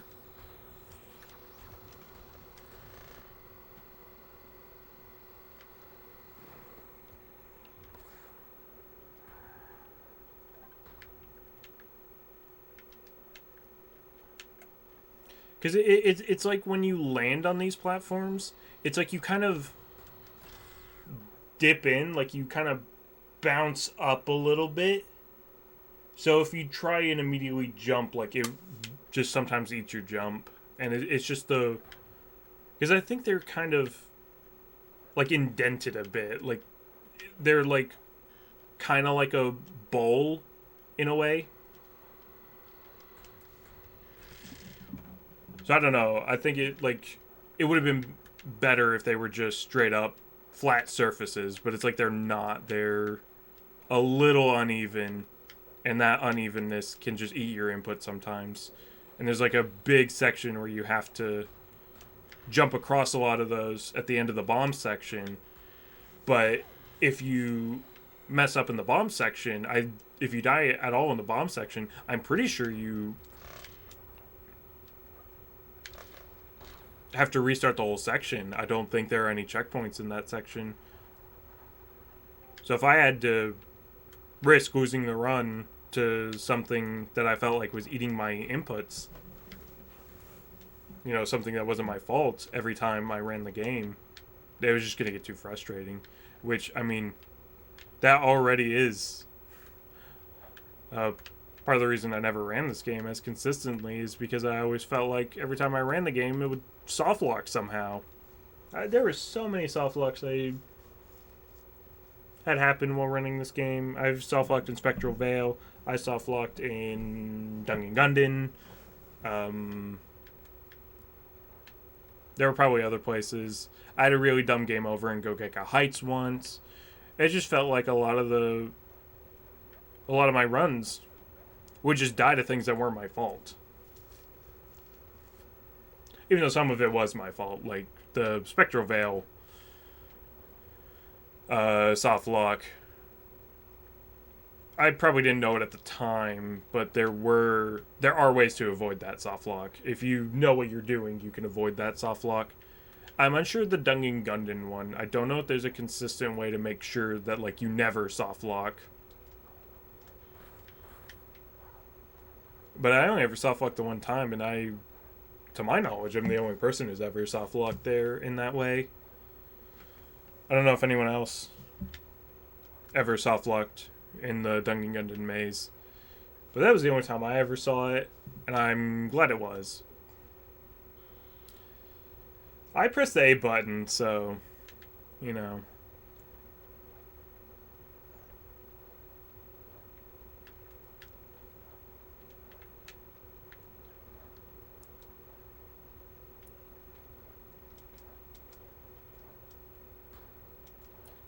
Come on. Just grab ledges.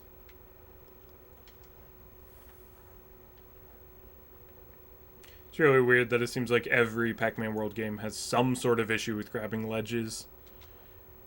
Like World 1, he just never grabs ledges. World 2, he's trying to grab every single ledge.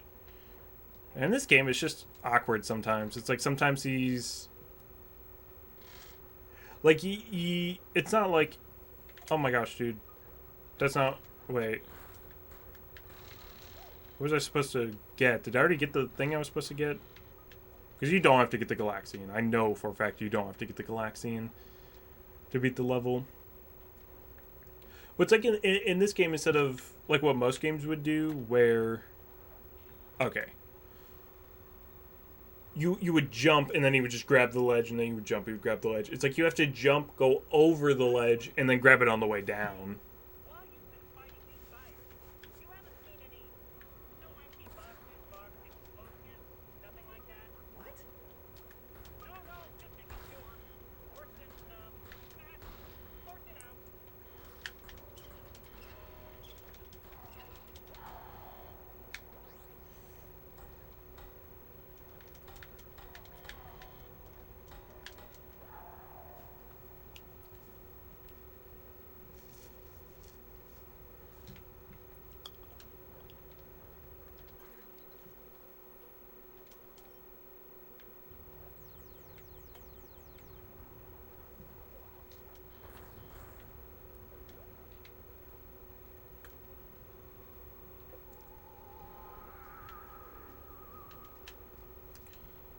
Let's see.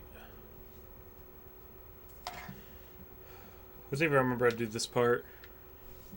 I think this part's pretty straightforward, actually.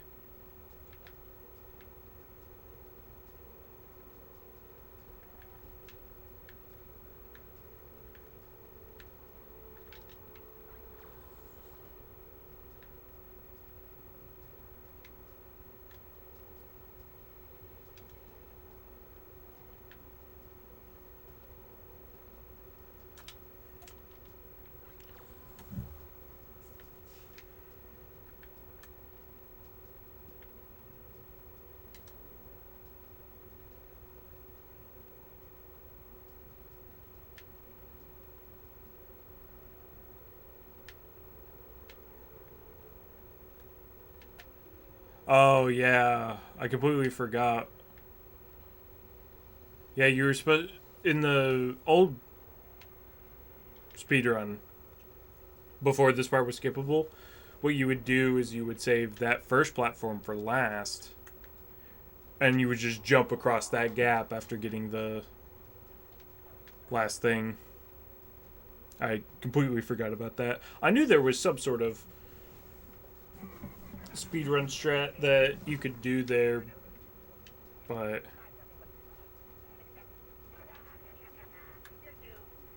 are you sub?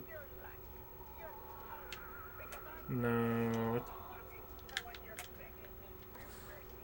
I'm sorry. Is there a Pac-Man door you're supposed to go through? Oh, there is. Okay.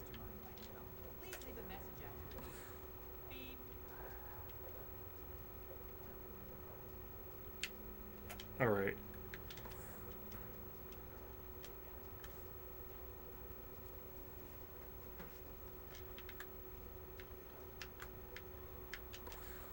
Then you can just rev roll over there. So you don't have to go through all that fire.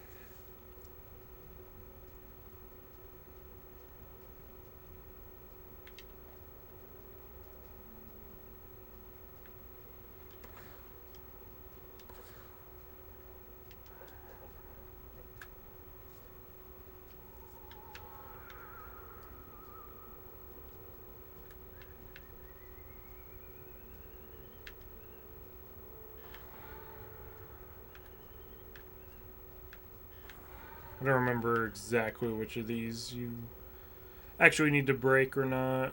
I don't know if you need to break. Yeah, you probably don't need to break that first one I broke. Just hate my jump. Again.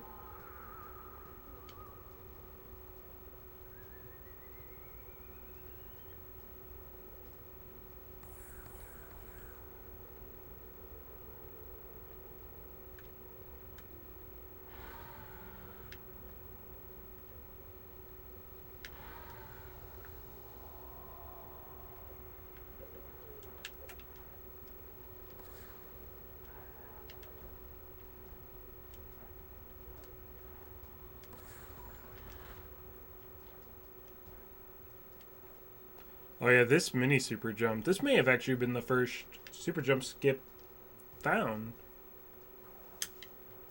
Because that was pretty easy. It's just, you like hold... It's just like in the back corner. That may have been it, or puzzle skip may have come first. No. Yeah, maybe. I don't know, because I remember finding puzzle skip and being just super excited about being able to skip the puzzle in level 2.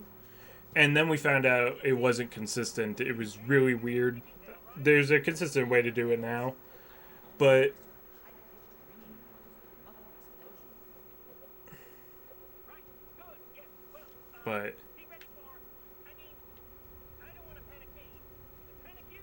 Sorry. Horse, you're panicking me. Please stop being odd and get back to being healthy. that so after that, after puzzle skip wasn't quite as good as I thought it was, I was a bit more cautious of being super hyped about a skip if I didn't know if it was consistent or not. But yeah, it was really puzzle skip and platform skip that were the only two super jumps that weren't like insanely consistent. And even now, there are consistent ways to do both of them. There's platforming skip, you just have to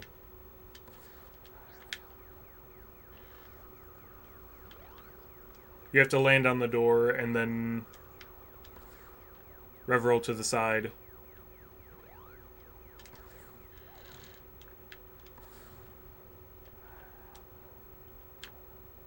See, is that all of them? Yeah, there's just one more. And then platform skip, I think you just can't be going at it straight on. You have to hold up and left.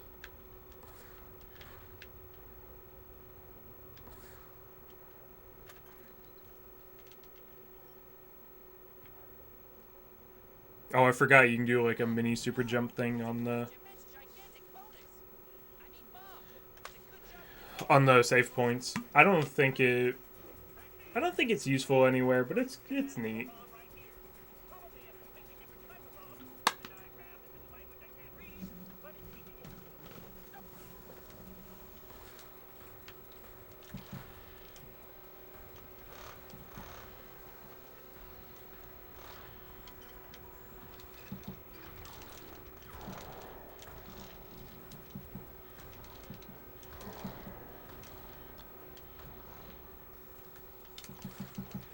Oh, dude, I really need to be getting health. Again, I think if you die here,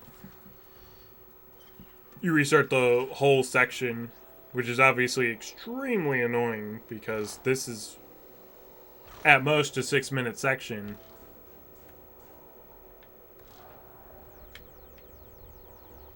Oh, I didn't realize they were going to bring one of these guys. Oh, two of these guys, actually.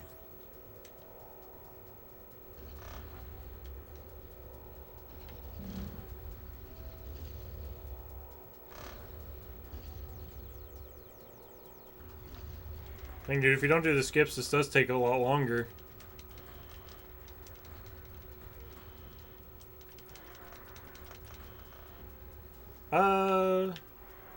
If that removes the laser gate... Yeah, I'm taking a chrome power pellet with me.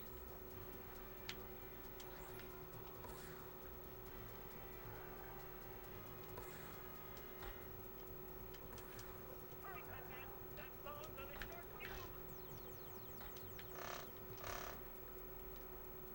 I actually don't know if you need to destroy these things. I don't think you do, but... I may as well. I'm waiting for the gear cycle anyway. You can probably just, honestly, jump around the gear. I would assume. I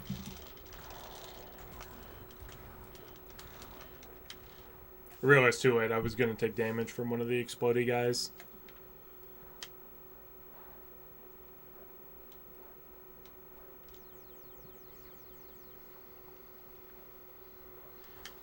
Okay, let's not do that. And I really wish I was doing speedrun stress so I could just do bomb skip here. Or I could have done bomb skip earlier. There's a faster way of doing bomb skip, though I was never consistent at it. I don't even know if I ever learned it. I think I took a cursory glance at it.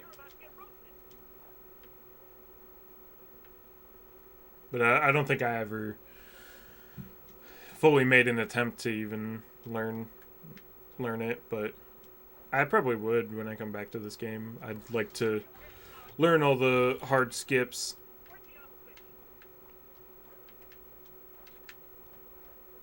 Learn all the faster skips that I had never learned. I do wonder what okay. Exactly as I thought. Do have to restart. Why do they expect you to do those pistons that fast? That is so annoying. That's actually just so horrible.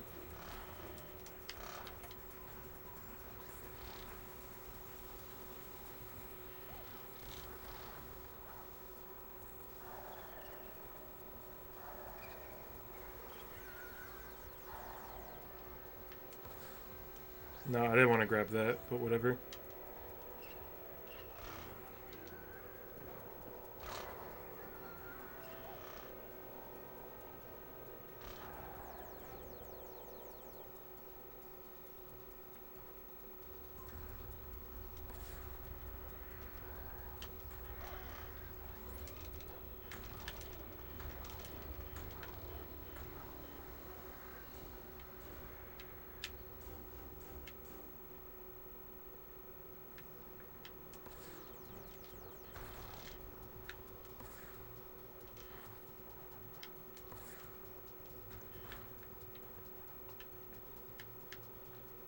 Oh, it's just a skybox. It's like, is there an electroshock power pellet down there? No, it's just a skybox seeping through.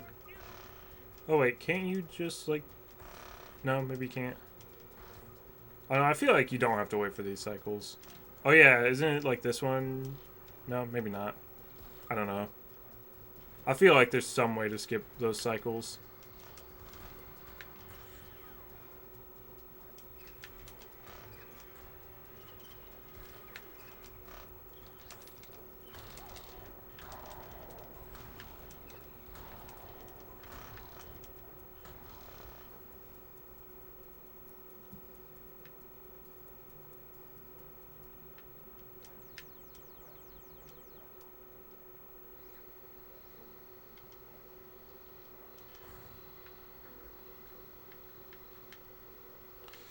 I probably just could have grabbed this extra life every time. Because I did remember what happens when you game over. It just boots you back to the title screen.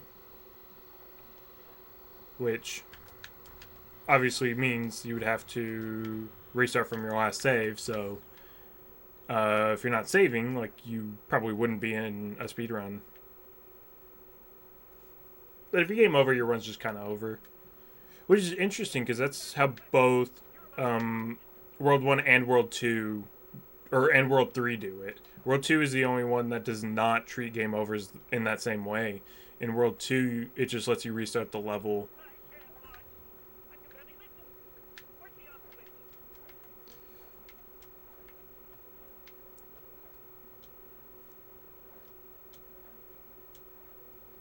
Okay.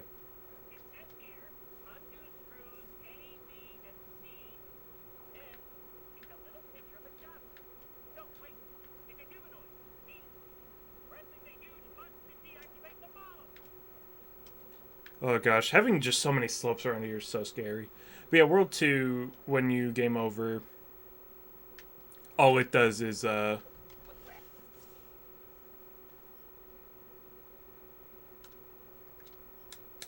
just lets you restart the level from the beginning with 5 lives.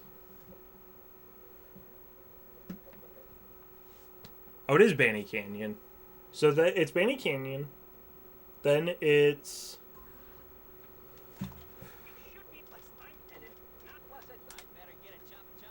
let's see. I did just save, right? I might go to the next save point and then be done. But for today. So after Benny Canyon, it's Talkman Battle, and then it's Cragstone Bridge, and then Irwin's Fortress, and then Dungeon and then Spectral Zenith, and then Shadow Temple, I think. Which, Benny Canyon's not too bad of a level. Not casually, I don't think. And then Crackstone, I always thought was pretty fun. And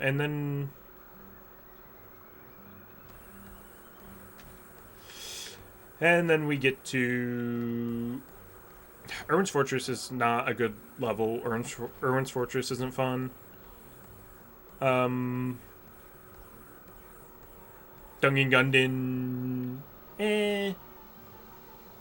only the beginning of Dungeon Gundin is really awful. The rest of Dungeon Gundin, Inevitable winner calling pathetic loser.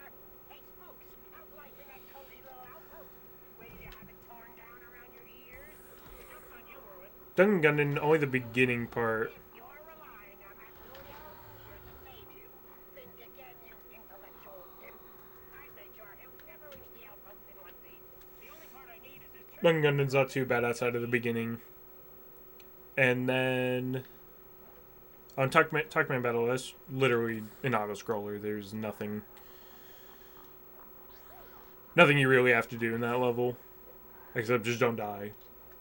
I mean, here's the smallest super jump in the game. I guess you have to from this side. Yeah. Oh, maybe, I don't know. I'm not getting it to work, but...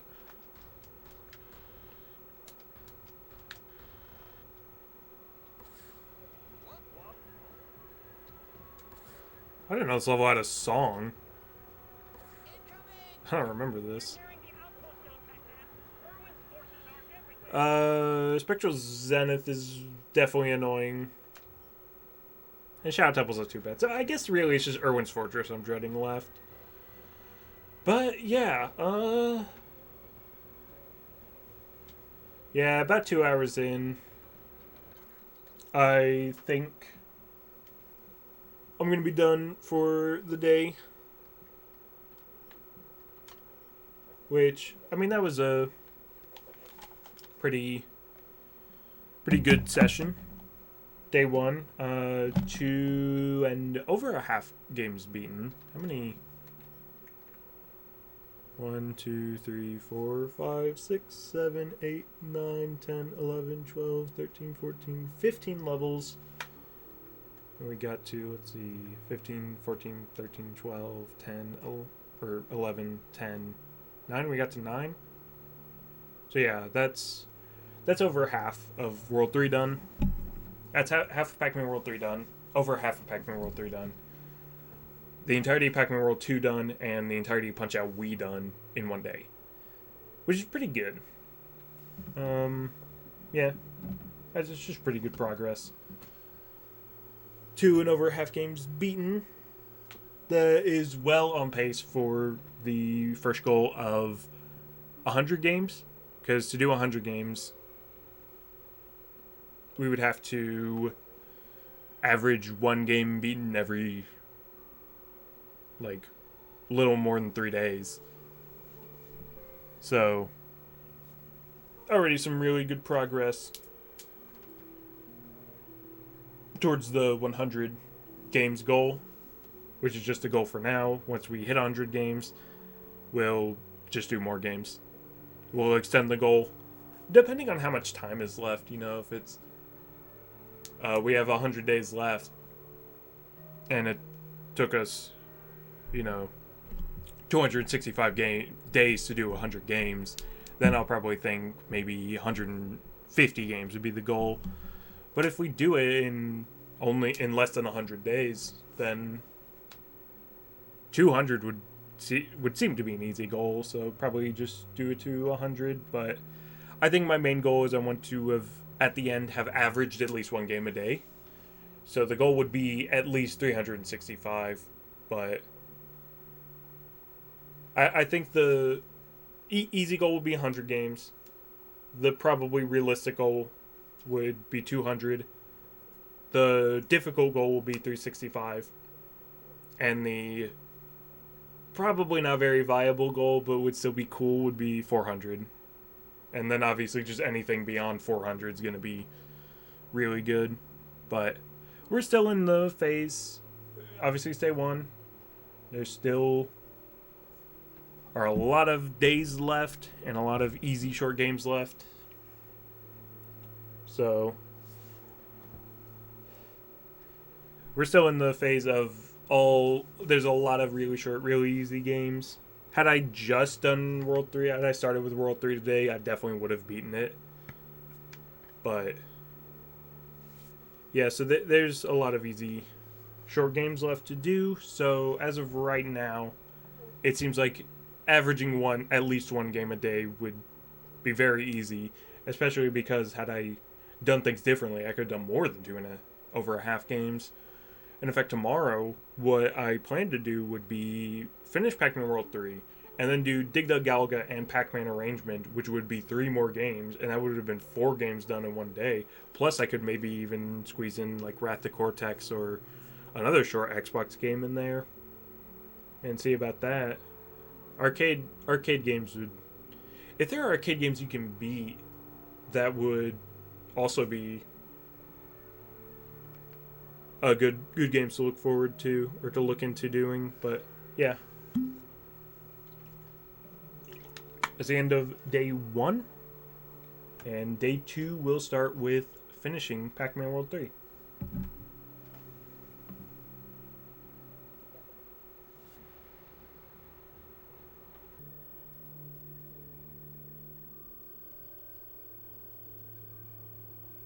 All right. Okay. Few dropped frames, but it doesn't look like it's consistent like I was having a problem with yesterday. And hopefully everything will be fine.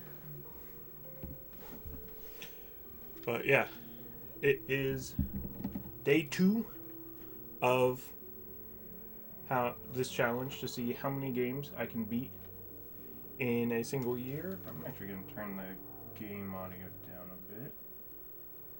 Might be a bit too loud, but it is day 2. Currently, the plan is to basically do kind of an Xbox marathon, because I've already got my Xbox set up. Instead of swapping back and forth different consoles, it's probably just going to be better to stick to original Xbox until I've done every original Xbox game that I know I can easily get through and quickly get through. And then we'll move on to a different console after that. But first, it is time to finish Pac-Man World 3. Just started yesterday. It shouldn't take too long. There's only 5 or 6 levels left, I think. And there's only one level that I'm like thinking is going to be super bad from this point on. And that's Irwin's Fortress. The rest of the levels outside of the beginning of Dungeon Gundin shouldn't be too bad.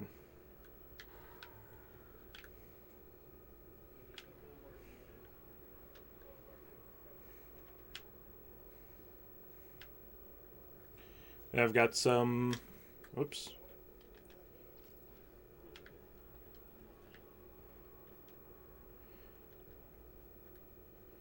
See, I guess you do really only need to do 2 of these.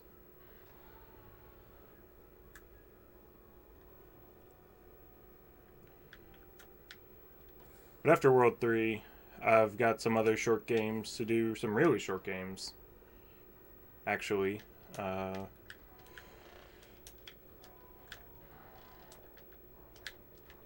Because Namco Museum on the original Xbox has some arcade games that you can beat.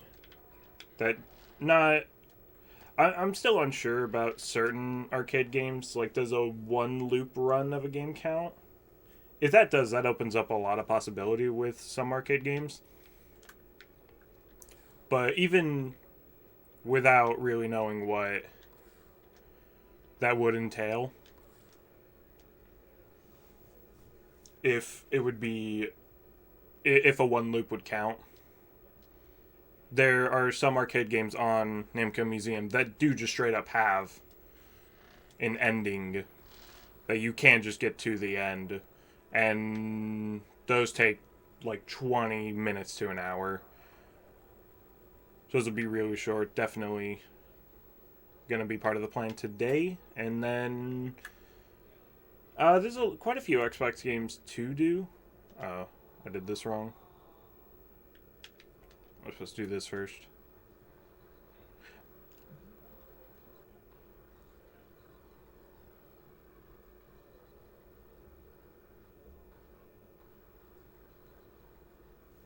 There's quite a few short Xbox games to do. I don't know exactly what I'm going to do after the arrangement games, because there is quite a bit of variety to go with. I'm not necessarily prioritizing doing the shortest games soonest, or else I would definitely not have started at all where we did, because I mean, I would have started with something like the arrangement games if I was going for absolute shortest first, but and maybe it would be better to start with what I do know is like absolutely shortest. That way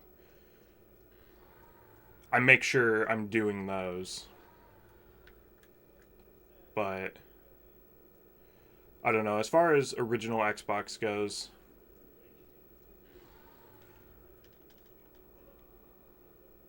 there's still quite a few short games to do, and I'm not sure what order I'm going to do them in. But I know there's a couple Crash games to do. Neither Twinsanity nor Wrath of Cortex will be long at all. Wrath of Cortex probably will be the shorter game, and definitely the game I'm more familiar with. And then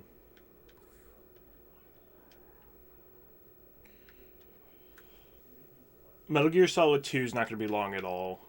I mean, under normal circumstances, if it was a first playthrough, Metal Gear Solid 2 would be a very long game, but oh, I'm not supposed to go down here. I can grab those real quick. Okay. Why does the music keep cutting out? There's just like no music right now, and I wonder if that's supposed to happen.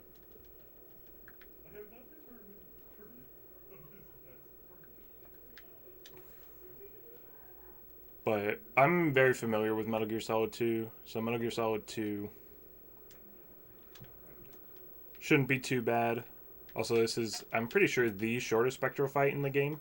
There are only 3 Spectral monsters in this fight, whereas most of them, I think, probably average like 8 or so. And usually 4 come out at a time, but there's only 3. I don't remember. Yeah.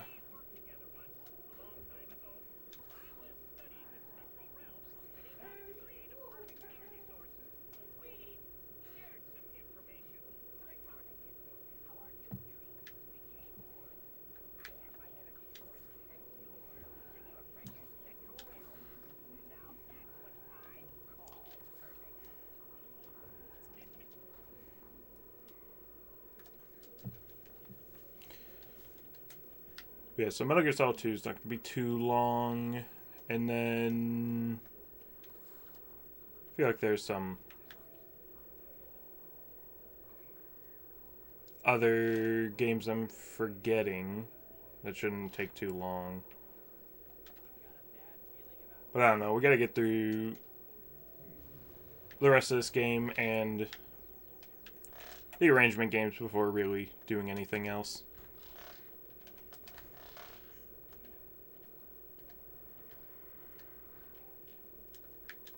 Really before worrying about anything else, but I don't know. I like to think ahead on things like these. It's fun to think about what's possible, what will eventually be done.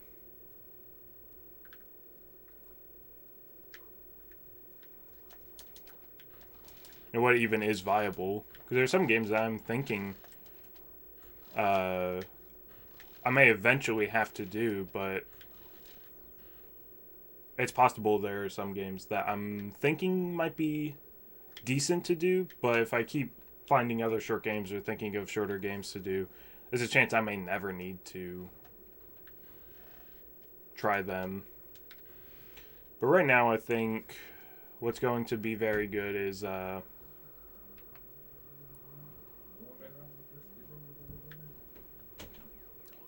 doing games probably within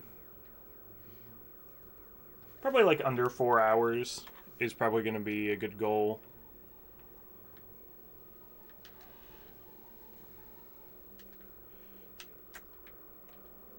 And then not worrying about anything that's going to be like over 4 or 5 hours until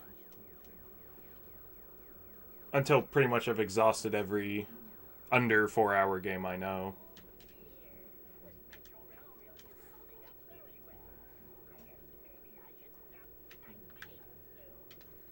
I did grab the thing I need, right? I just saved the wrong file. Oh well. I don't think I needed any of those files.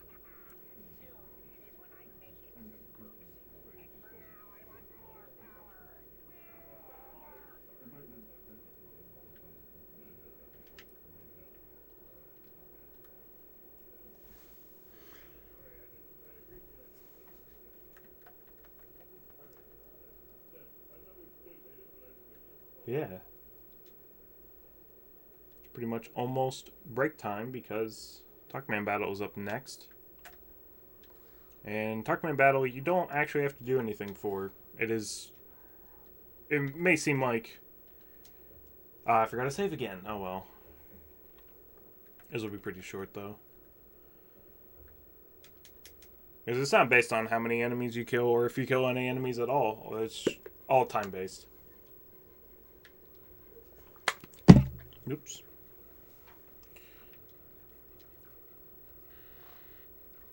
But pretty much the only goal for this level is just not to die.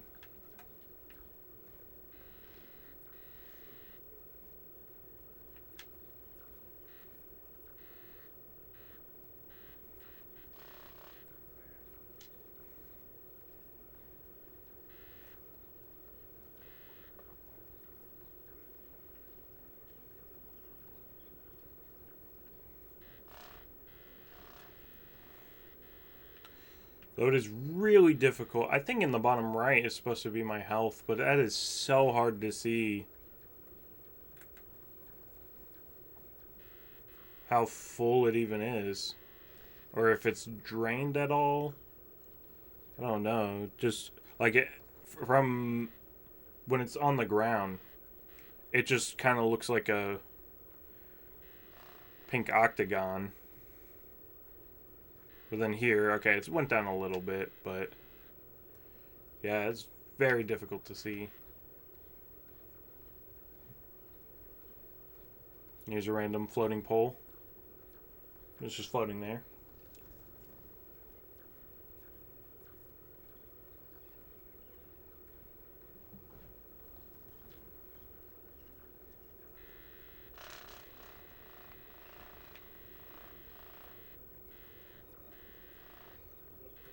You know what? I actually forgot to open Life Split.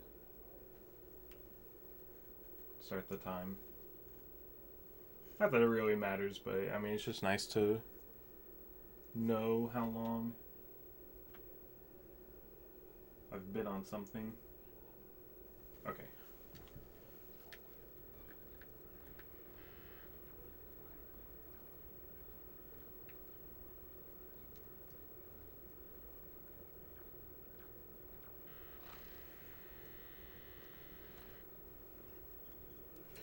I think so far it's been about 2 hours spent on this game. I'm not sure how much longer it's going to take, but yeah, in hindsight, this may not have been really the best game to do. Probably would have been better to make sure I was doing much shorter games I knew would be a lot shorter.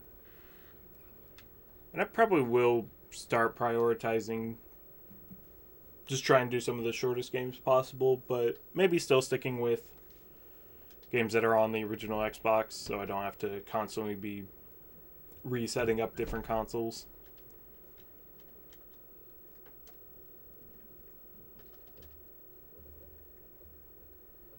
Yeah, next should be Cragstone Bridge. I don't think Cragstone's a very long level.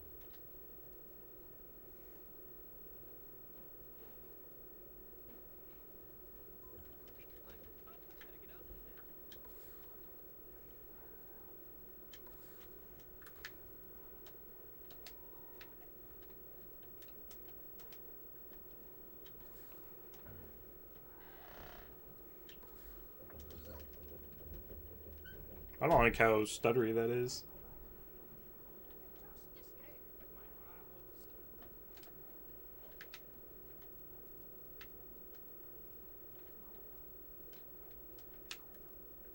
Let's see, I assume this red crystal is the goal.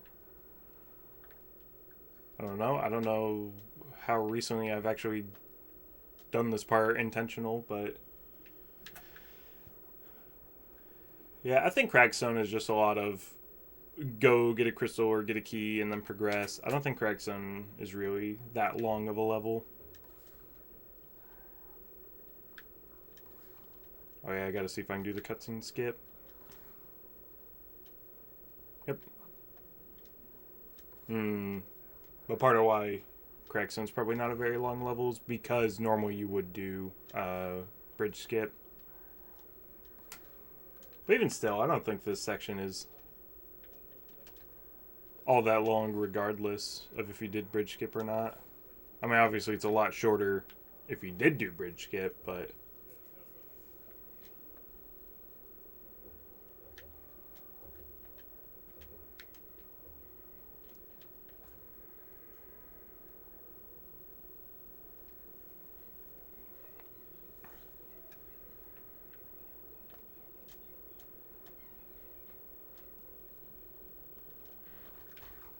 and there's the key, so I don't think we need to go to that bottom path. I don't think that bottom path's really gonna do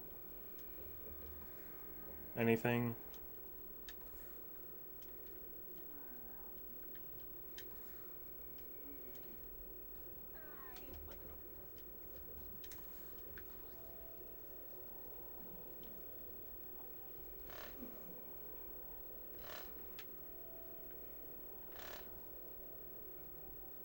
Oh.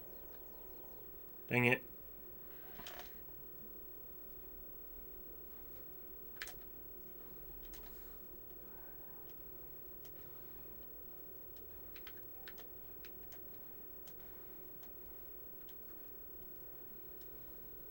So hopefully those enemies just despawn.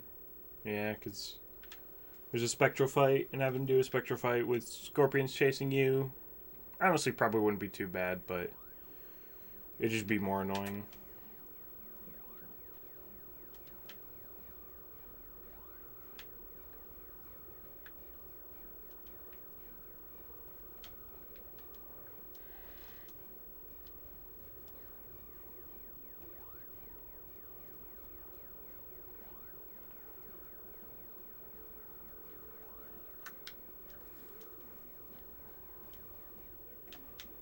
Alright, doesn't look like any more are spawning. Okay.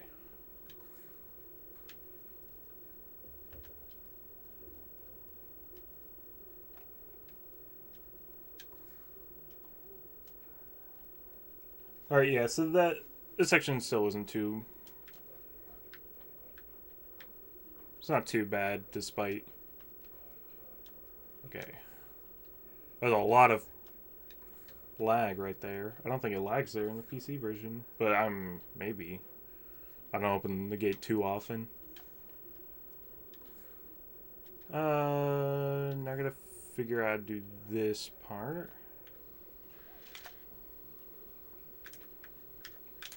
Oh yeah.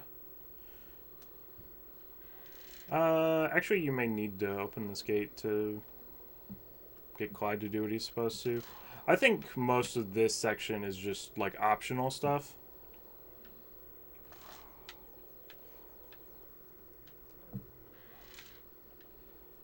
I do know though that this is another section that you...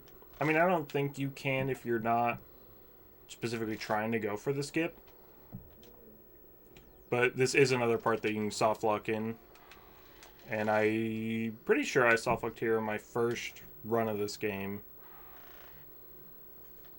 Because what happens is if you try and do the strat where you jump over those boxes, I think it's if you like land on them in a weird way. Or if you jump past them in a weird way, then you can sometimes clip through the floor, and I think it just gives you a black screen and you can't progress.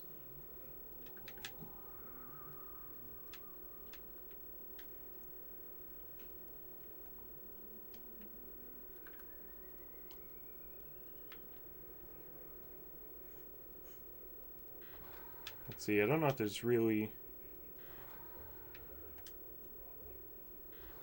anything... Oh, I guess you do need to do a bit to open the gate to the siphon. But normally I would just jump on the boxes and jump over.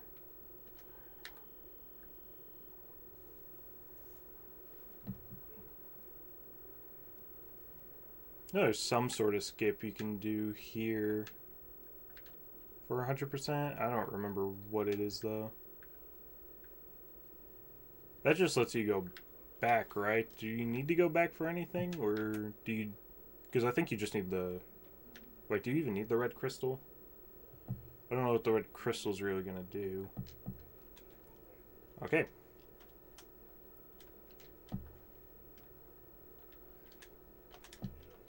Surely you can just... like, wall jump onto this pole. And then get up there.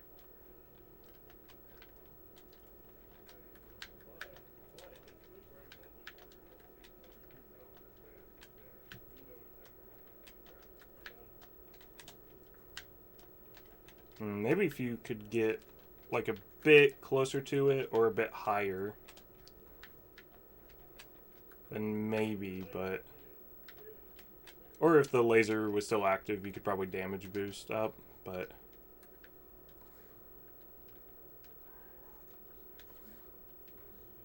Maybe you could just like wall jump up here. Probably. Maybe not.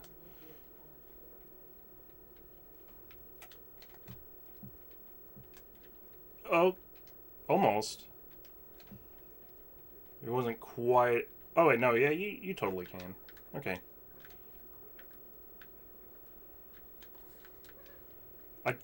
Would that be useful for 100%? Or is there already a way you can get up there easily? Or does this even help? How are you supposed to normally get up here? Huh. I don't know. Maybe that'd be useful for 100%. Maybe it's already known. Or maybe it's not useful. And maybe with a... Oh, that just straight up doesn't have collision. Okay, that's odd. I normally expect everything in this game to have random collision. I'm genuinely surprised that a random rock jutting out of the side of the wall does not have random collision. So I guess you probably just have to hold forward here to make sure he grabs onto the ledge. And I wasn't holding forward last time, so he didn't do it. But I really don't like how ledge grabbing works in this game. Oh wait, you don't even... Okay, so you don't need the red crystal. You just jump on in.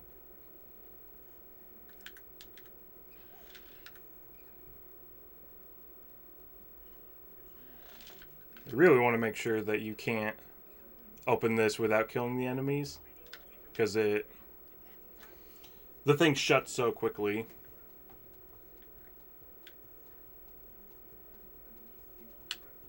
Though in a speedrun, I'm pretty sure you can skip this siphon. It's the... Yeah, I'm pretty sure you can, because it's like the ones that don't end the level, you don't have to do. Whereas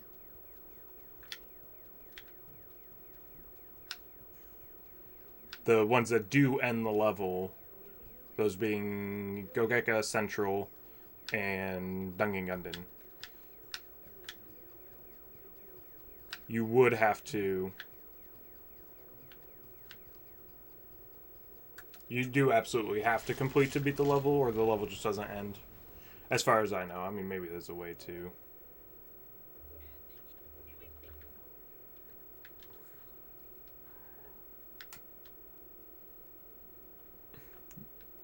Maybe there's a way to still trigger the end of the level without completing those siphons, which would be very good for Dungeon, especially because you can soft lock in the Dungeon maze.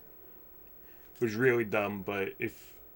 I don't know exactly how it works, but if you have enough speed from a speed booster and you hit a wall in a certain way, sometimes you'll clip through, which in the Gogeka Central maze doesn't really matter, because you would just clip straight through the wall because it's so thin. But in Dungeon, you would clip inside, and as far as I know, there's no way to get out, so... there's not even a way to, like, die at that point, so you would just have to restart the whole level.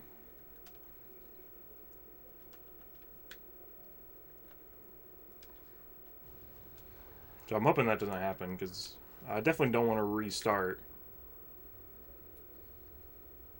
Dungeon. Yeah, I forgot about this puzzle. I think you skip most of this puzzle in the run, but I don't think it should be too bad. It's mostly just... It's pretty straightforward. It's just like... Rev-roll something, grab the one item in this part, use that one item, which lets you get another item. And you just kind of keep doing that. But yeah, this is where you would super jump and get that other key very early.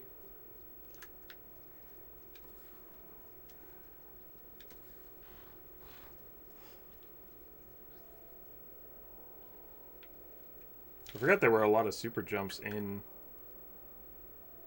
this level. Level probably has the most super jumps that you would do of any level. Just because there's so many in this just one section. Whereas pretty much every other level that has a super jump really only has one. I mean, there are other spots where they're possible, but just because they're possible doesn't mean they're useful.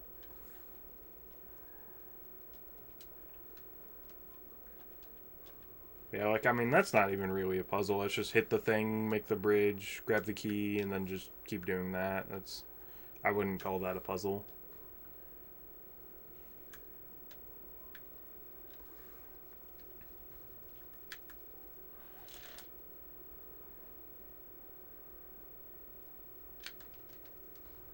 I'm surprised I lived that. I thought I was for sure gonna die.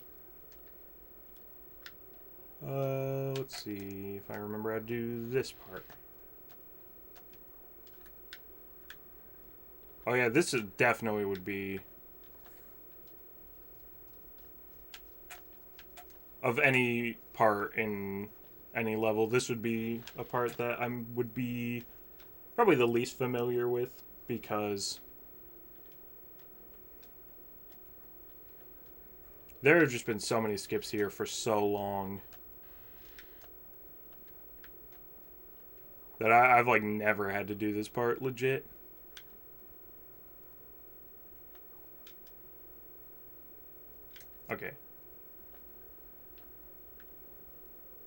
But yeah, see, normally you wouldn't even raise that. You would just, I think, jump up here. Yeah.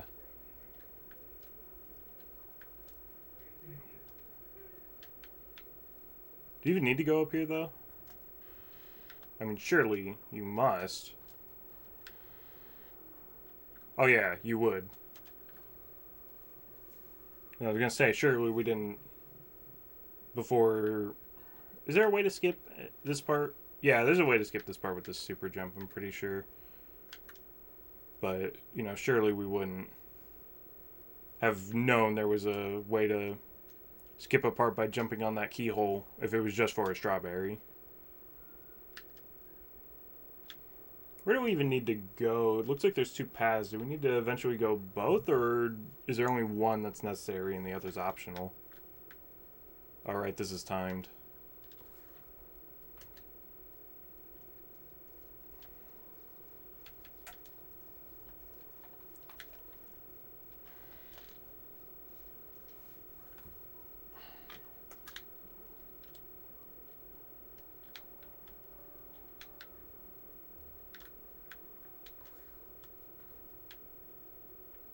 Like, what's actually the win condition here?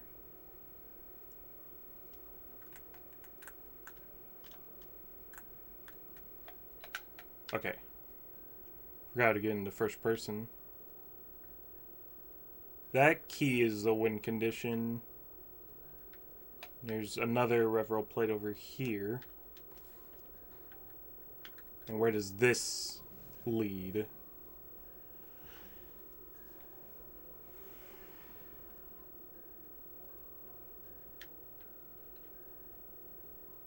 Okay. It's looking like that button probably finishes that bridge. Is what I would assume.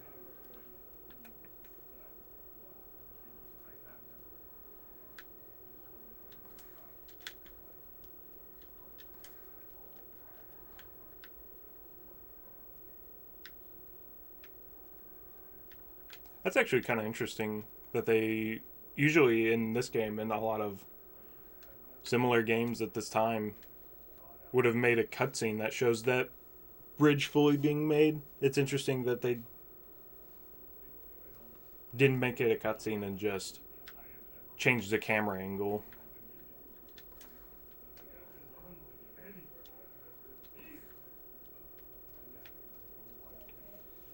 Yeah, even without many of the skips, this level still isn't that bad. I don't think I wanted this power up though.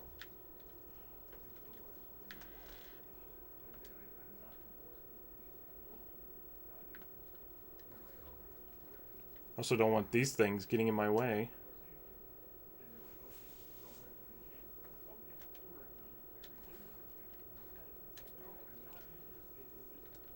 But definitely now I'm remembering why this level was my favorite in the game.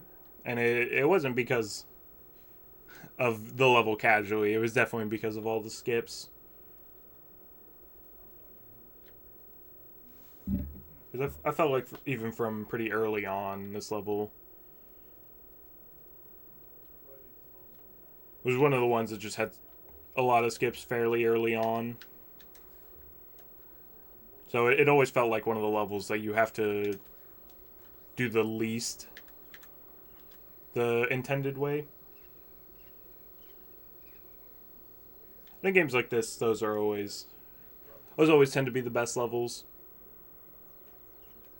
Obviously, and by games like this, I mean in just games that aren't super fun, but are in games that aren't really fun casually, but they're interesting speedruns.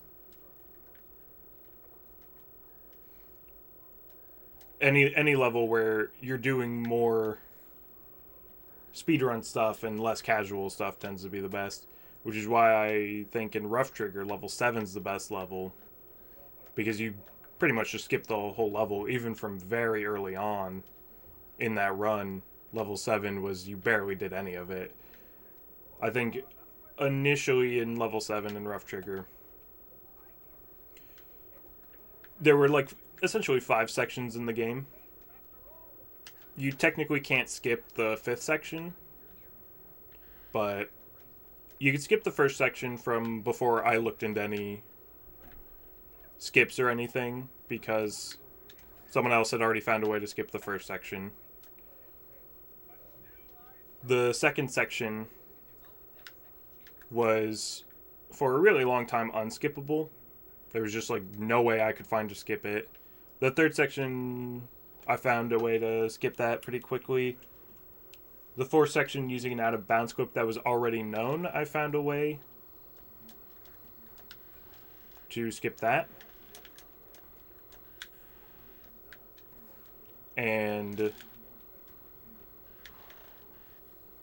then the fifth section, pretty early on, I found a way faster way to skip that part.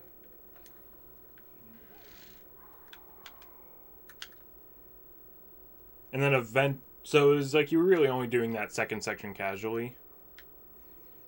But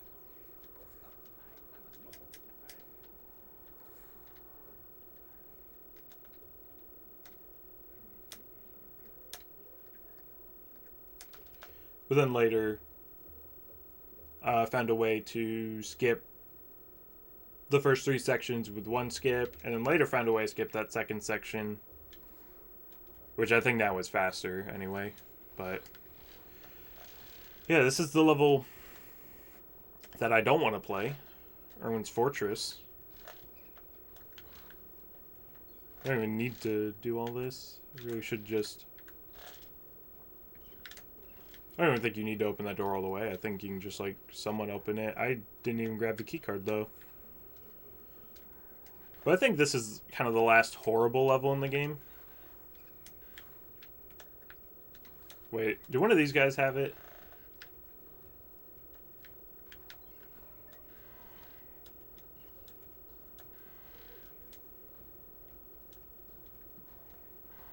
Oh, he does. Okay.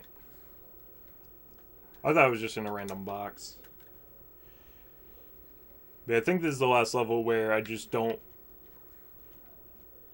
find, like, just any of it at all fun. I'm, like, dreading just the whole level. Whereas Dungeon Gundam, I'm really only dreading the first part.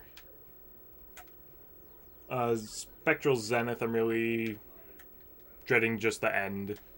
Shadow Temple is not going to be hard at all. I don't think I'm missing any levels. I think that's the end. Okay, grab onto the ledge, like, correctly, please.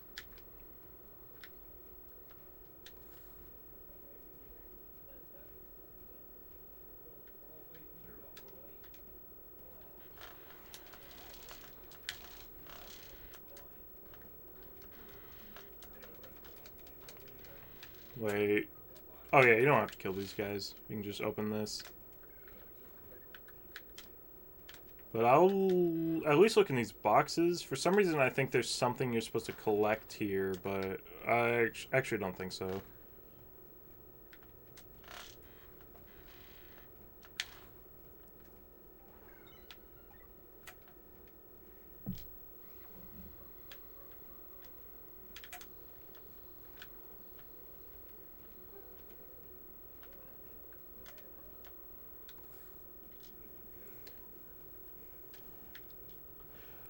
Oh, I forgot about this next room. I think really, with Erwin's Fortress, though, mostly what I was dreading was the big laser room. Which I don't know why that was a trope in platformers at this time, but a big room with a bunch of lasers that you have to jump across.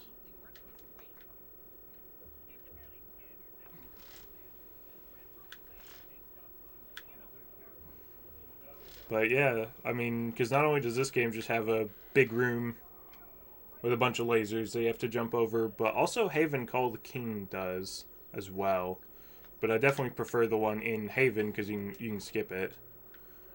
And it was just probably not super fun in Haven, but it was definitely more fun. The one in this game is just horrible, but the one in Haven wasn't too bad, and there is a way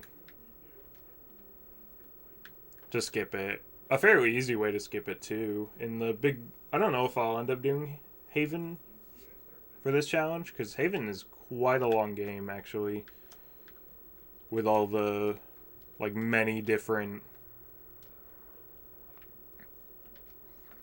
like spend an hour killing a bunch of enemies rooms, or do this really long auto scroller or something. So I don't know if I'll end up doing Haven, but the way to skip the laser gate room is pretty easy, because there's like a bunch of elevators kind of around in the circle, so you would just use one of the elevators to give you enough momentum to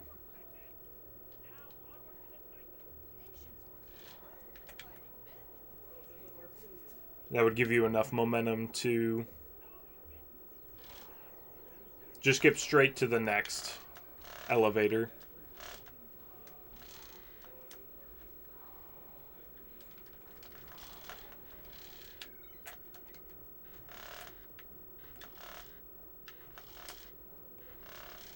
I definitely think I'll start doing some shorter games, because this has been 2.5 hours so far, which, I mean, that's not insanely long. I don't need to kill these guys, I don't think. Yeah, I just need to get up here. But it's not insanely long, but I would rather make sure I'm doing all of like the much shorter games first. Because if I'm trying to see how many games I can beat in a year, then obviously I'm going to want to do all the really short ones first. Because if I do all the really short ones, then I've already got those done. And what if it comes to near the end and I have like a bunch of short games I know I can do, but I don't have time to do them. And instead of spending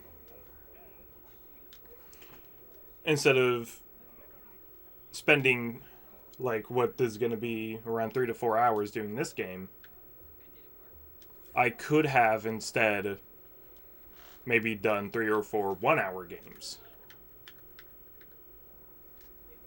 And even though it's still really early on, I still want to prioritize doing what's going to be fastest, make sure I can do a bunch of incredibly short games, because I have come up with some light goals for this challenge.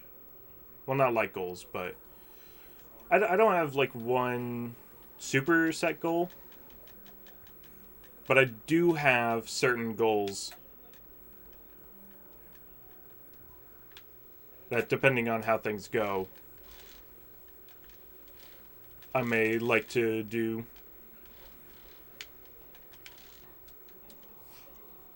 And basically, I think the light goal,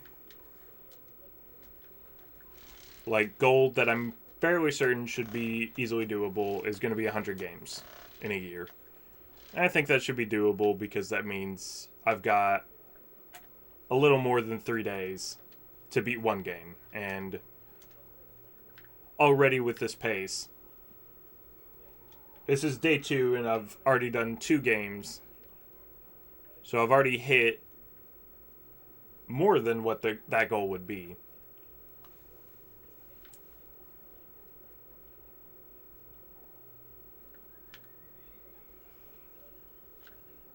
Or more than I would have to beat that goal. So 100 games I think should be very doable. And definitely that would be an easy goal as well. Whereas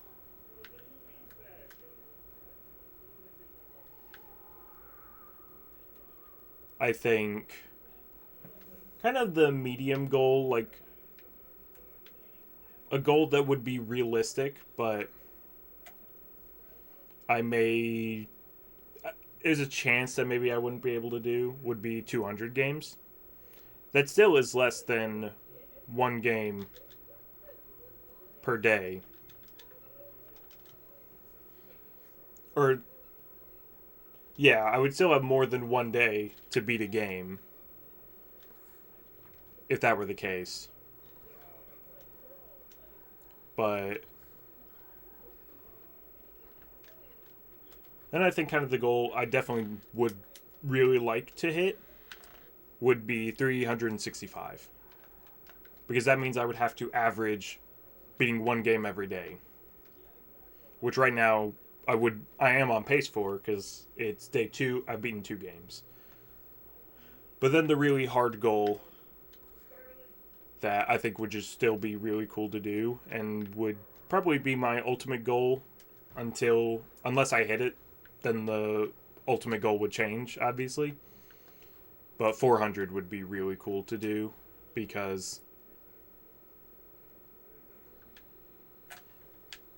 that would mean I would have to average beating more than one game a day, of which I'm technically currently on pace for, because day 1 I beat 2 games. I don't know exactly how many games I would need to beat.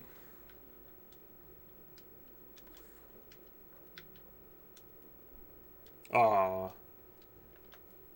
Forgot I'd bring that thing down. I don't even remember how you do that. But yeah, I don't know exactly how many games I would have to average. Oh, did I really? No. Okay. I was supposed to do something else that I didn't do.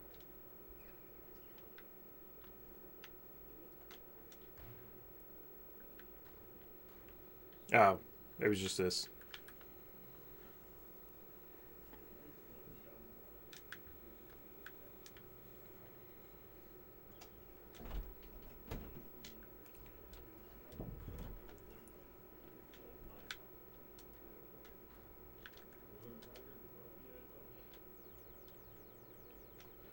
Oh, come on.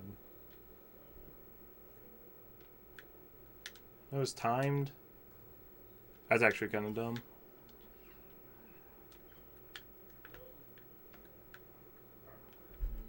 I know a better way to do this. But yeah, having to beat more than one game every day, obviously, is going to depend on if there are games where I can beat multiple in a day.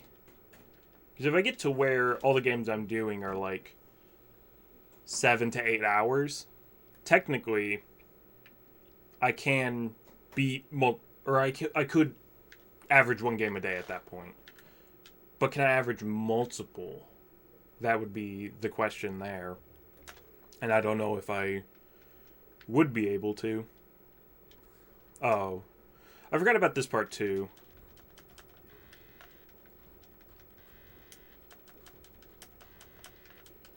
But if I can keep finding games that are extremely short, because there are way shorter games than even I've been doing. Obviously, this is going to be 3 to 4 hours.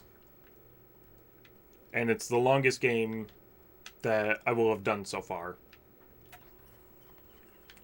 But even like Punch-Out! Pac-Man World 2 both took about an hour. Punch-Out! Probably was an hour and a half. And there's still games shorter than even an hour, or games about the length of an hour, that I can still do very quickly and very easily.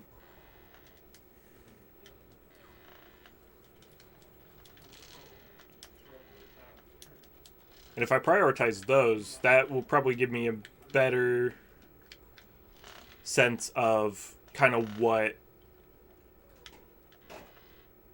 a goal could be for this challenge, kind of where I'm at after that.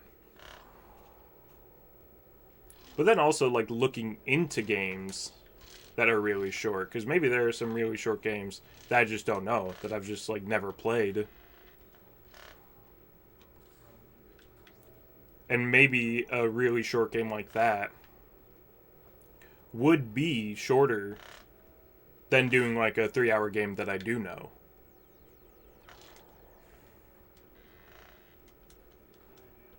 But I don't know. So I probably will prioritize like incredibly short games, because there's still quite a few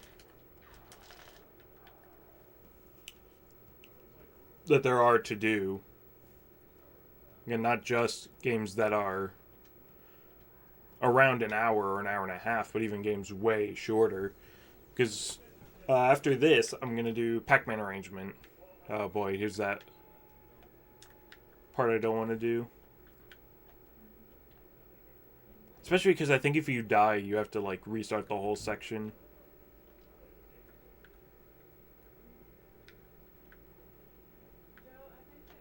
But yeah, Pac-Man arrangement, that's going to be like 20 minutes. That's not going to be long at all.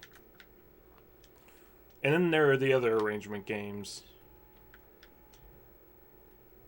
Galaga arrangement and Dig Dug arrangement, both of which should also be incredibly short.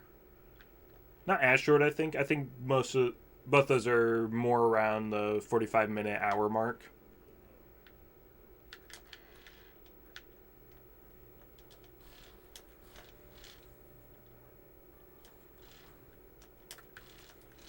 And, like, what else? Like, I'm thinking Wrath of Cortex should be 1 to 2 hours. Maybe not 1 hour, but 1.5, 2 hours. So that shouldn't be too bad, but there's definitely shorter games I could prioritize.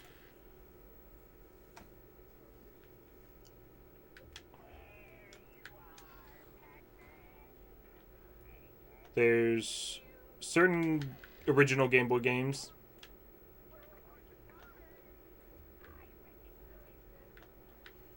Certain Game Boy games, like Kirby's Dream Land 1 is like 20 minutes. Super Mario Land is like 20 minutes.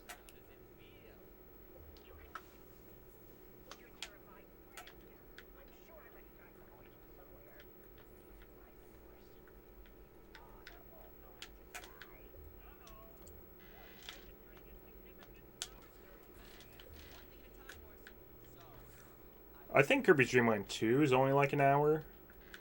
I think a lot of Kirby games will end up being pretty quick and easy to do. Oh, I think it was better to end over here. But I'm just going to have to come back now.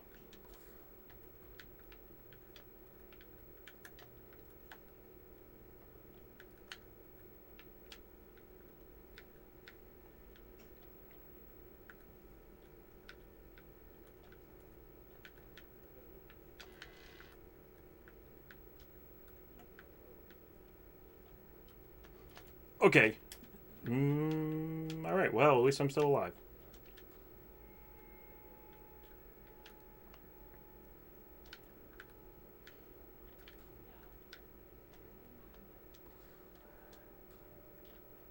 Yeah, then there'll be a lot of Game Boy Advance games that'll be really short. There are probably a bunch of... depending on which ones I can actually beat, depending on difficulty. Like, older, like, NES, SNES, Genesis games, Game Boy, Game Boy Color, Game Boy Advance. Most of those should tend to be quite a bit shorter than console games.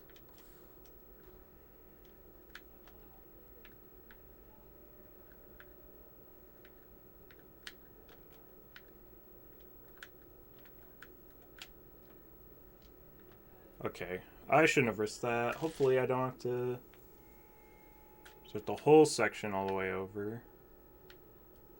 Alright, I at least don't have to do the bottom part again. Hopefully I just have to get to that part I was at. Nope. Definitely I'm going to go to the part that I was trying to get to first, though.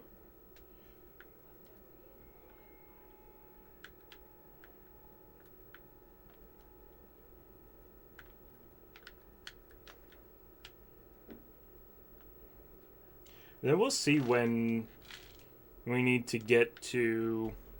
When we get to the point, if we do need to get to, like, 7, 8-hour games, then that's probably going to be straight-up Call of Duty Marathon. Most COD campaigns average around 7 hours. Some may be shorter, some may be longer. And definitely the ones that I, like, know I'm very familiar with are definitely going to be shorter.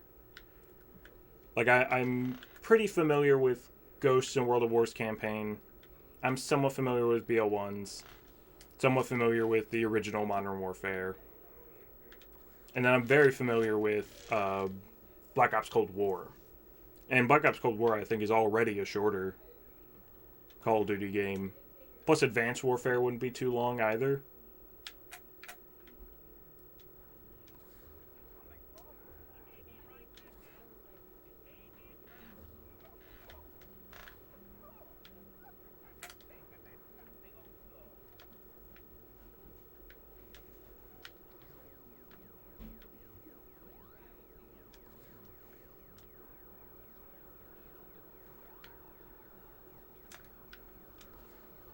Oh.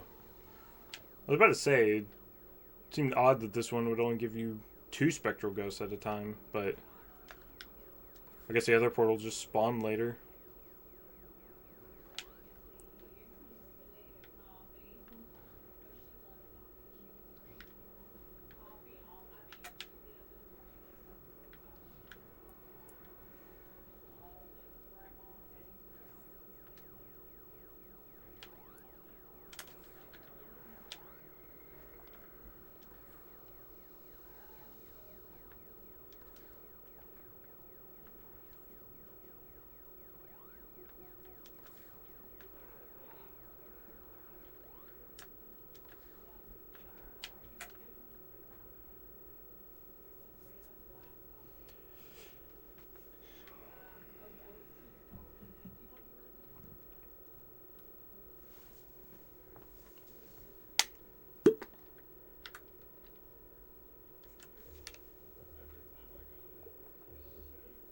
Alright. Now Dungeon, of which this beginning part's only really the only part I'm dreading, but this level's just really long, I think.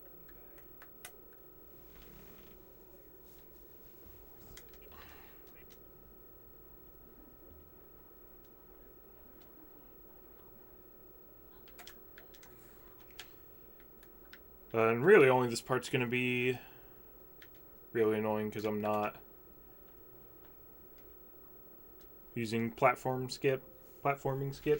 I need to plug in my computer real quick though.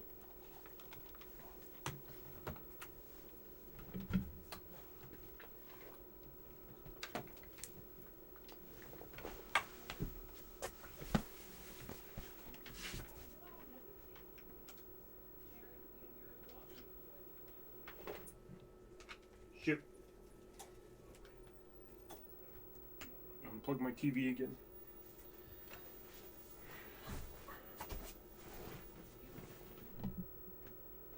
Oh, never mind. It came back on. Okay. Hopefully I can pretty easily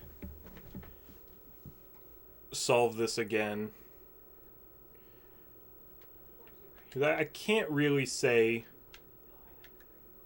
that I've done this recently, because I probably haven't done this since before platforming skip was found.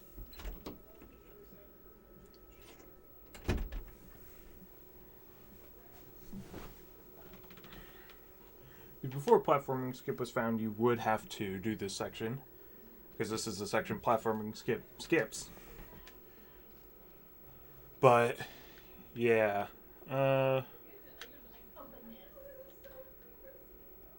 this was definitely a part that I think everyone definitely would have wanted to be able to skip, because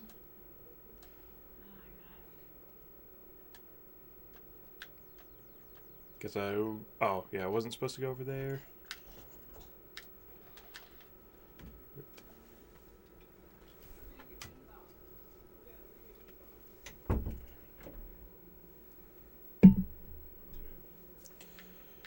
Yeah, this section is just not very fun, especially because that steam, the only reason I got hit by that steam is because the camera didn't pan up quick enough for me to even be able to see that there was steam there.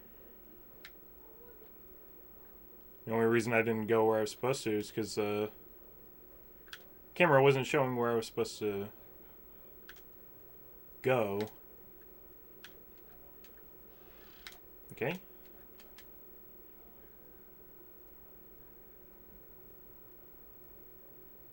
Huh. That's odd. I was pretty sure you were just supposed to wall jump on that thing. That seemed kind of obvious to me, but maybe not? What are you supposed to actually do?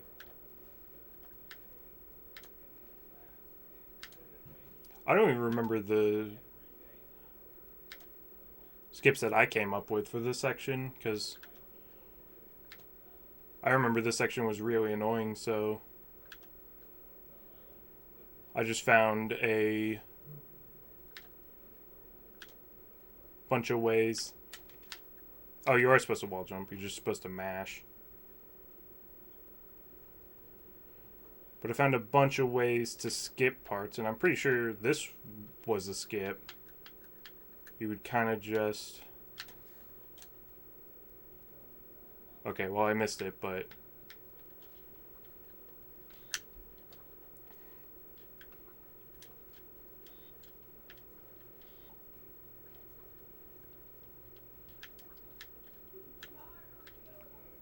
But you would kind of just rev roll from that button straight to the other button without having to go back through.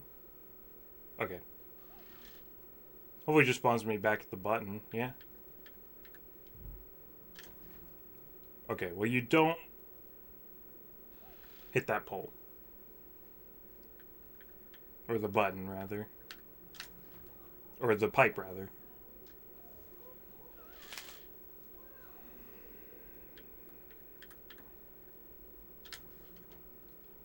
Yeah, like that. I know that was a strat I came up with. Which means you probably don't even have to have hit that first button. No, you would have to hit the first button. I don't know. Maybe there are also faster ways that... Faster things to do that I never came up with and that aren't very relevant now because obviously you don't do this section in any percent at least. And you would do it differently either way in 100% because you would have to be getting all the fruit.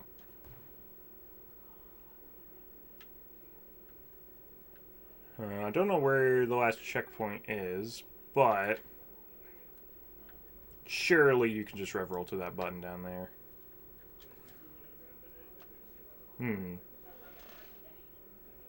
Maybe not? Checkpoint's just right here. I mean, even still, you can just straight up jump down to that, right?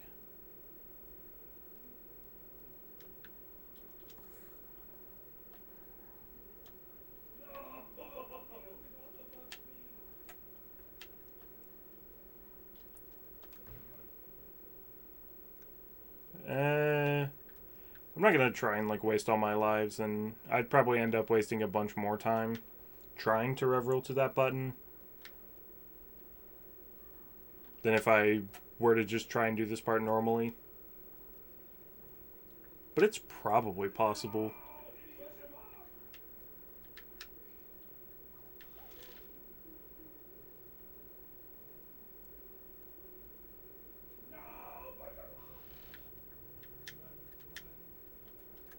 Yeah, you can definitely just jump down there, hit that button.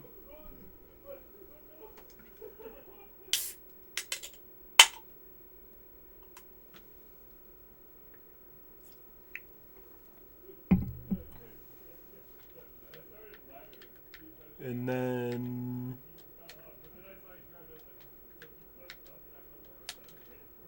You really just have to mash wall jump to get a good... Or mash B to get a good wall jump there. That's kind of... It's kind of really annoying because it's like I would... My instinct would be to wait, make sure I'm on the wall before I wall jump. Not to think that I would have to just mash the button.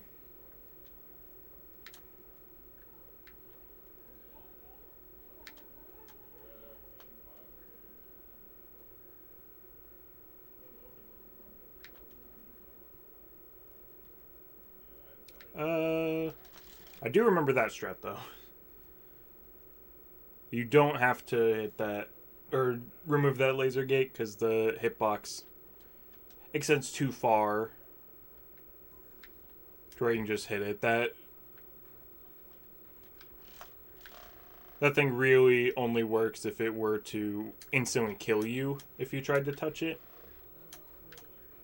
Or if instead of a laser, if it was just like a wall. But I guess they wanted to show that the button was the win condition.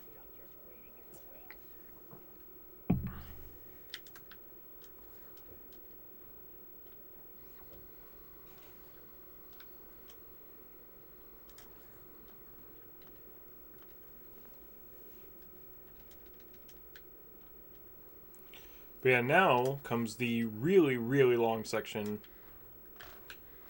of this level. Just a bunch of destroying K-Trons. But there are some power-ups here, right? There's like an electroshock and a... Or did those just not spawn until later?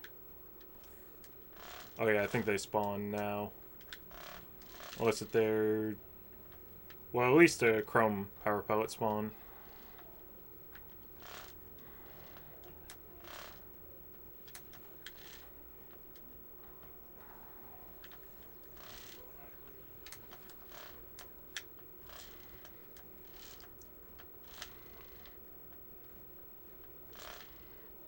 Now the Super Stomp spawn. Should have waited a second to grab it. Now, like, this is really much faster.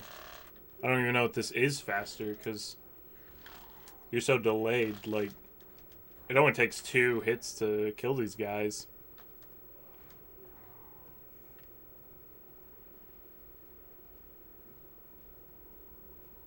There's a little speck out of bounds. I don't know what that is.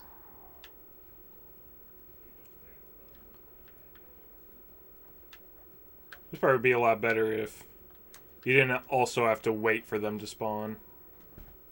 I guess I don't have to kill that guy because I already got the key. Weird that it would be the second to last guy who has the key. Unless if they just like kind of spawn in a random order.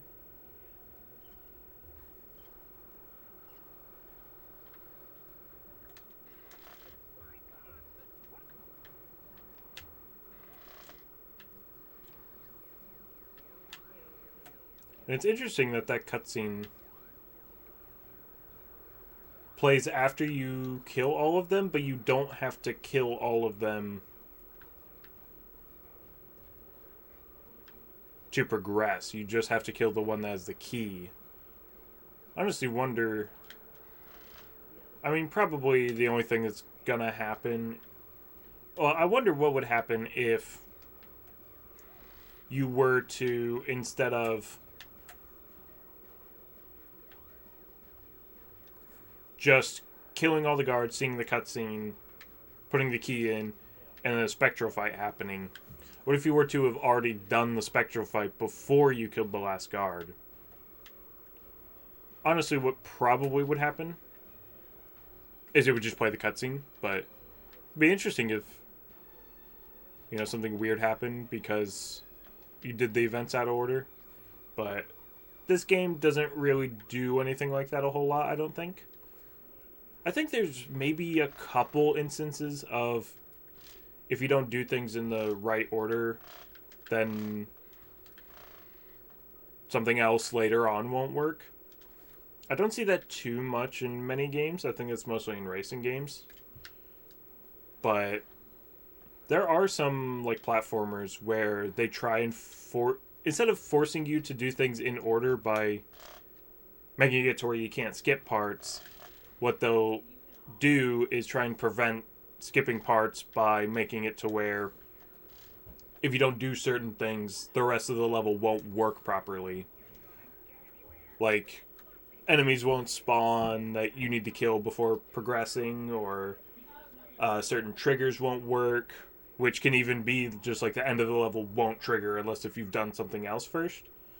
And Rough Trigger's a game that does that just all the time. There are quite a few skips in that game that just straight up don't work because the level doesn't work if you haven't done certain parts. And that's what makes level 5 kind of frustrating. When glitch hunting, or even when speedrunning, because there's a way that you can actually skip straight from the beginning of level 5 straight to the very end. But because you skip certain checkpoints, it doesn't actually... Oh, wait, I'm supposed to turn to Pinky, I think. But because you don't hit certain checkpoints, which I don't know what the checkpoint is that you have to hit to make it work, but because you don't hit certain checkpoints, it actually becomes impossible to beat the level. Because you can't clip back to the beginning of the level, I don't think. If you could, maybe you could... Maybe there would be a way that would let you be able to go to the end and then hit the checkpoint, go back, hit the checkpoint you're supposed to need, and then come back. And that might help with some of the skip some of the longer sections of that level. But as of right now, there's no way to clip back to the start of the level. There's no way to backtrack to the parts you're supposed to go to and hit whatever checkpoint it is, because there's a very large gap that you cannot get across.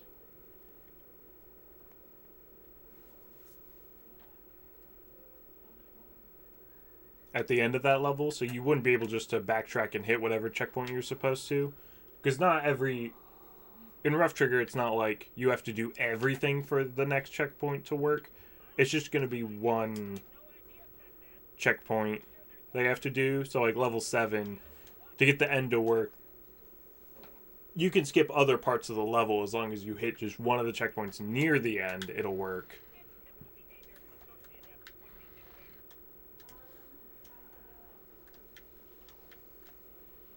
Did I really mess this up? I had one job. It was just to barely open the door before those guys got to me.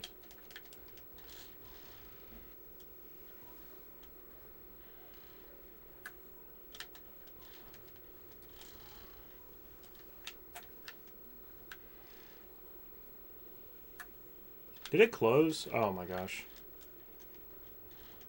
Guess I'll kill all the enemies. No, I really shouldn't have had to.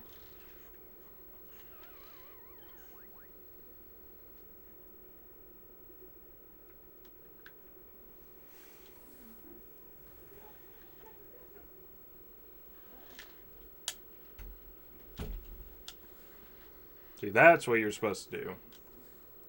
Just barely open the door to where you can squeeze through.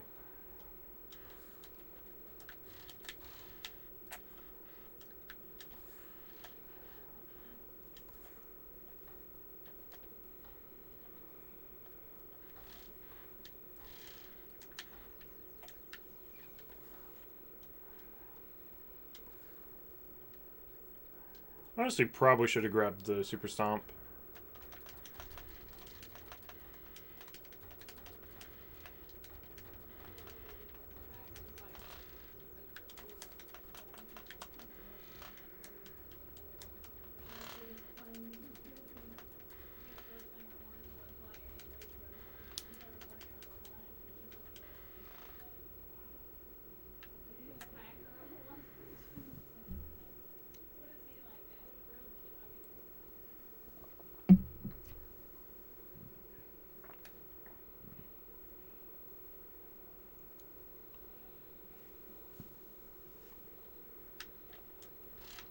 I always find that to be one of the oddest cutscenes in the game. Because it's like... It's trying to do, like... I guess cool camera angles to, like, show the enemies. Instead of just the...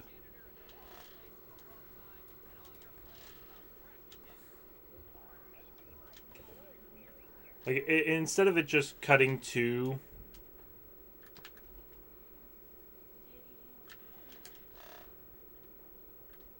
Oh, I really hope I don't soft lock here.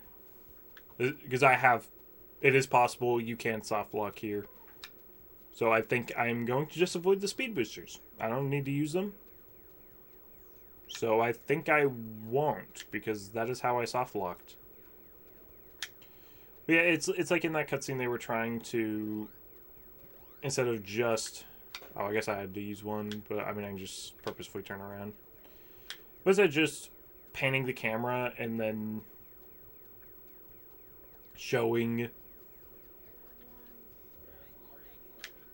Oh yeah. And you can't mash A too quickly or in the wrong spot, or else it will just restart the maze.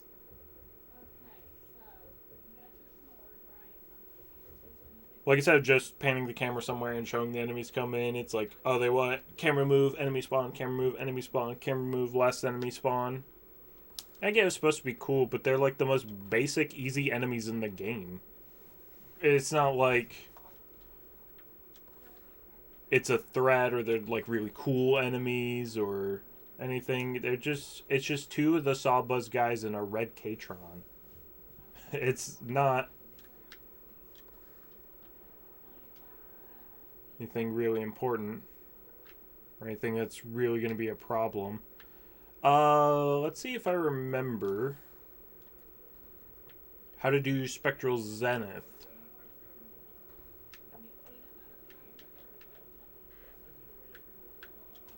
I actually don't remember who found or how long the Zenith.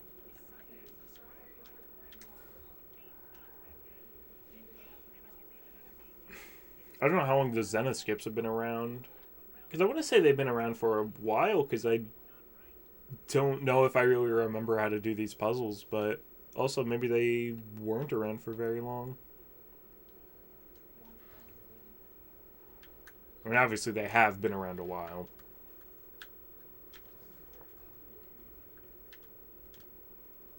Because most of the stuff found in this game would have been, what, 2016, 2017? But I mean, relative to when I started running, which, I mean, would mean I started running this game in 2016, I think, so.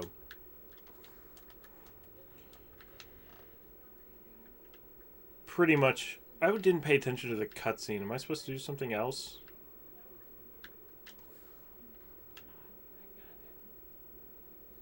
Yeah, for sure, because...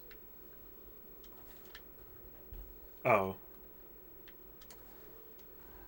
Okay, yeah, I see now. And this just brings up that other mirror? Yep. Yes, I had to have started speedrunning this in 2016, so... I guess that's why why a lot of the skips seem like they were so early on. That's probably because they were. It's just there is kind of a difference to me of like when I started before I found any skips. The skips I did find and then the skips that were found after I found all the skips I found.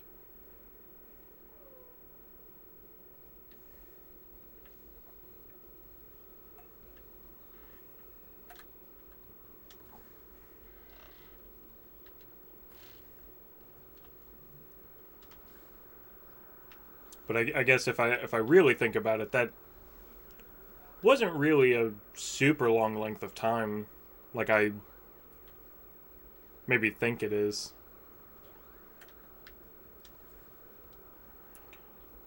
But yeah, I definitely forgot that there's still. I thought this level was mostly puzzles, but no, there's still a billion spectral fights in this level. So, but this is the last pretty much long level in the game.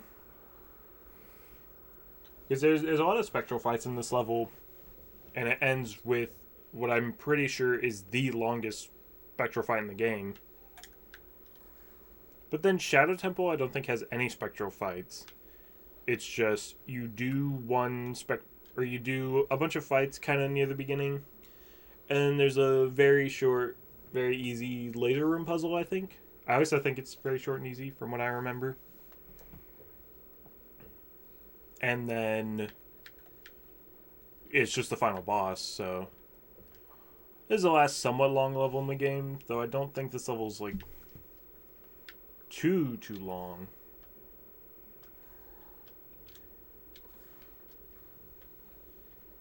But yeah, and it's now been 3 hours, essentially. So it's looking like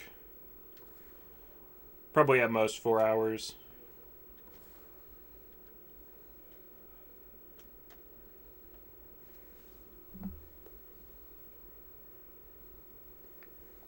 And I probably will start trying to prioritize much shorter games. So definitely the arrangements are going to be next.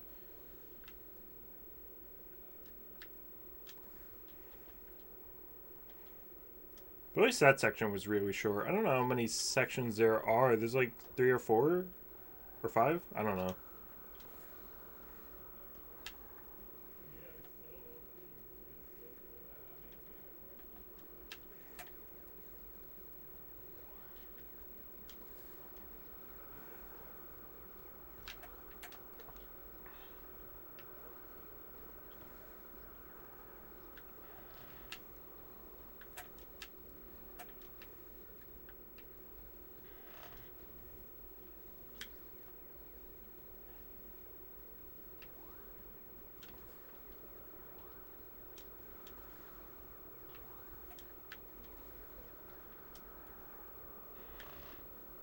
I actually just remembered there is a way you can soft lock in this level as well.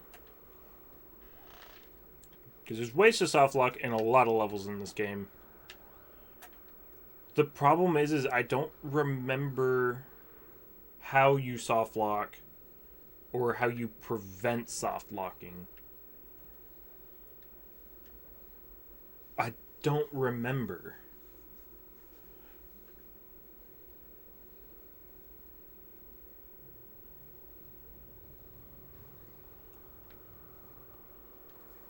Oh, it's if you die here.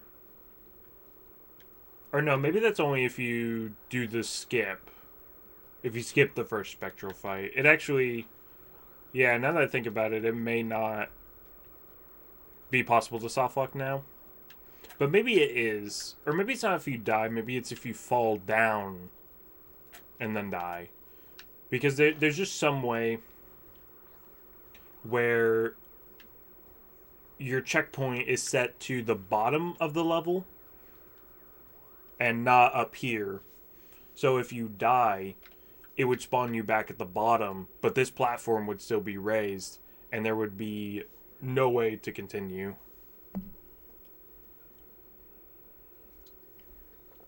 Unless there's like some super jump you could do where you could get back up. But yeah, I really don't want to soft lock. I mean, I don't think this part would necessarily be as bad as some of the other soft locks. Specifically, this wouldn't be as bad as Dungeon Gundam, because this is only like halfway through the level. And the level's been pretty short so far. Whereas Dungeon Gundam would be miserable to go back through. And Spectral Veil, that soft lock would be the worst, because there's so many more Spectral fights up to the point you can soft lock in Spectral Veil. So it would just be miserable. But the Spectral Veil one, that's I think only if you do speedrun strats you can soft lock. I don't think any casual player's ever just going to soft lock there. Whereas a casual player could soft lock in Dungeon Gundam. And then maybe it's possible someone soft locks in Zenith, but it depends on how that soft lock works. I don't remember if it's just if you fall down or if you do have to do the skip. It ate my jump there. Which is definitely something I don't like about this game. I feel like it eats your jump way too often.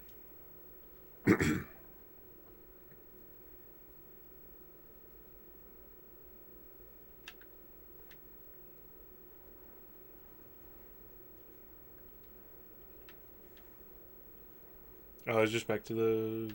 Yeah, it's back to the start.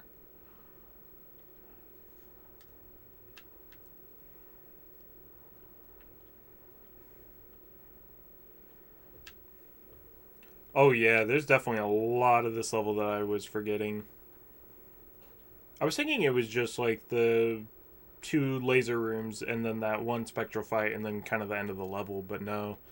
There's this section and then there's the... Which this section is just basically a slightly different version of a section in the other two spectral levels. It's like in Spectral Cliffs, right? You have this exact section, but there's no puzzle to it. It's just blue platforms that lead you to the end, and it's just get to the end. And then Spectral Veil adds some buttons that you have to do to make platforms appear, and Zenith just reuses the exact same section. And maybe the buttons are different and there's a different path to it, but it's basically the same. And then this section is just reused from Veil. This is basically the same section that was in Spectral Veil, except there's like a different solution to what you have to do. Unless if you're doing the speedrun strat, then it's exactly the same because you just do the exact same skip that you would do in Veil.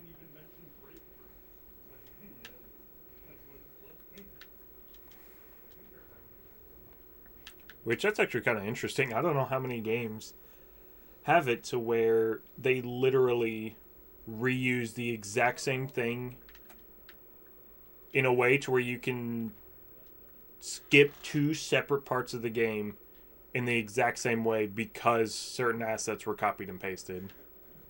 I mean, there's probably other examples of that, but it's just very interesting that there are examples of that.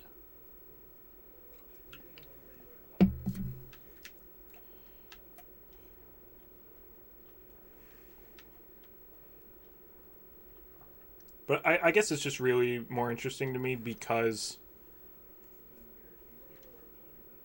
that's such a big set piece to use. And it's just kind of weird that they used it twice. Whereas, like, obviously there are other games that have certain things that they reuse, and if you can do a skip with it in one area, you probably can do it in multiple areas. Because Rough Trigger even has that where I didn't pay attention to the cutscene at all. I have no idea where I'm supposed to be going. Oh. Just up there, maybe? What is up there, though? Oh, the red crystal. What does the red crystal go to? I assume you just use the blue crystal, which leads you to the green crystal. Then you probably just use the red crystal to go to the... Or you use the green crystal, and that's probably it. But yeah, Rough Trigger in level 1 and 2, but I don't think it's very relevant in level 2. But in level 1, there are these little yellow things that they use as just set pieces that you can destroy for a little bit of money. And... But with the way they are, and depending on how close they are to the wall, you can get some weird momentum off of them. And you can clip into a bunch of different walls using that.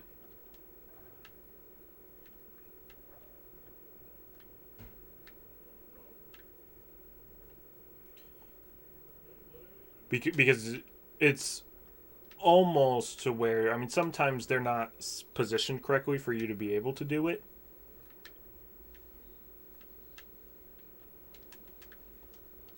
Whoops.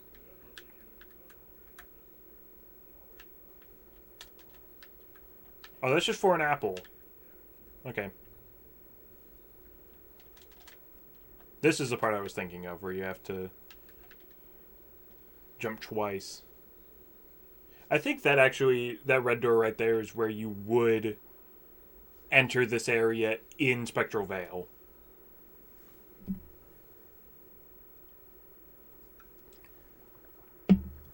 Which I think does show this is the exact area from Veil, even canonically it is. Yeah, because it would be, because that bridge is already destroyed, and you destroy that in Vale to get across there. So it's just Spectral Vale, but backwards. It's the same level. That's weird.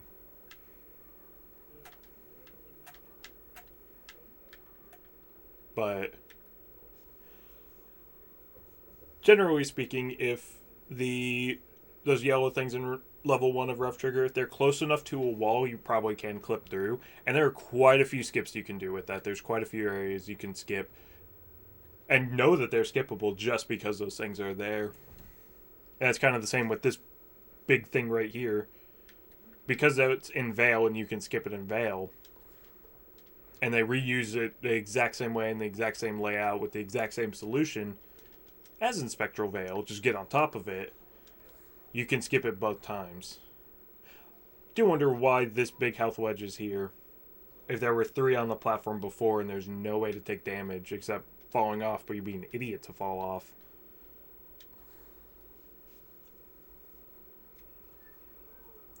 In between the health wedges.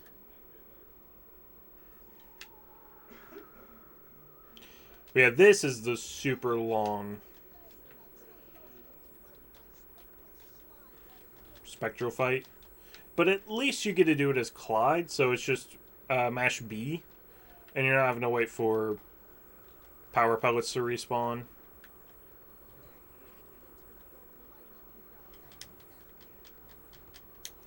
Okay, please hit the Spectral monsters, Clyde.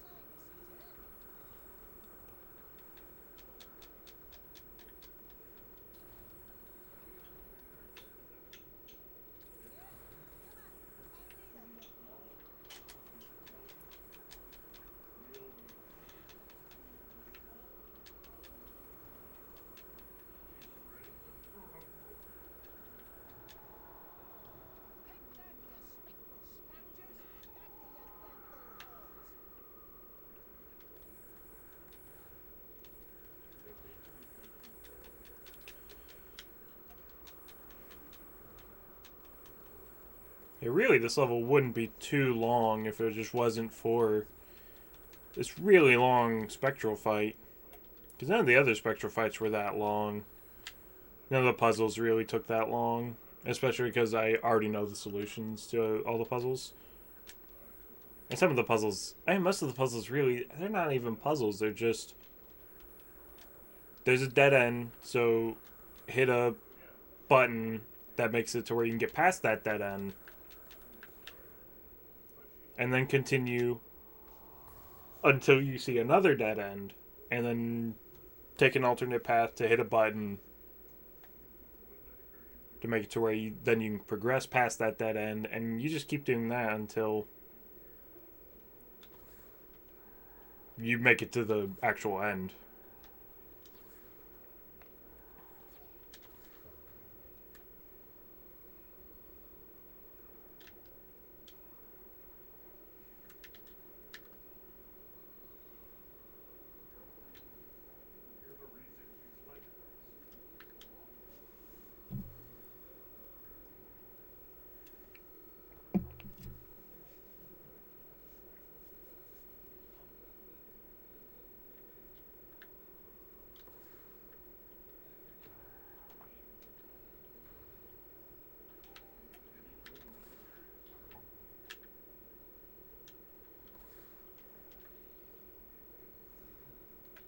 I don't remember which of these moves it up and which one rotates it. I tend to prefer to do the one that raises it first. Because I feel like it's easier to tell when that one's done with the rotating one, but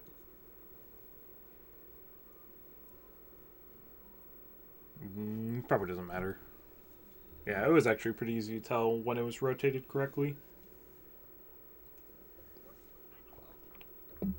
I forgot to save. Oh well, there's a save point pretty early on in this level, I'm pretty sure. It is a final level, so.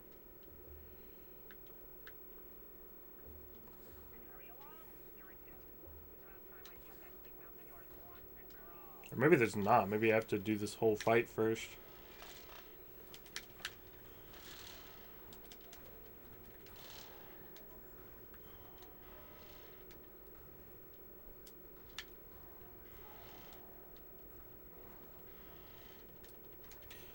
Okay, this level is basically split up into 3 sections. There's the first section, which is, I guess, split up into 3 subsections.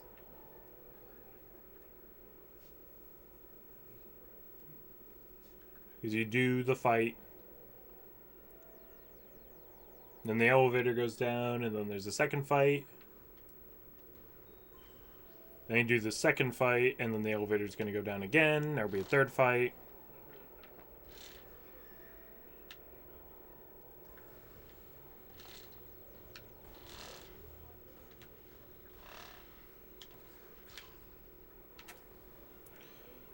And then it's just, what, the laser gate section, which isn't too long or hard.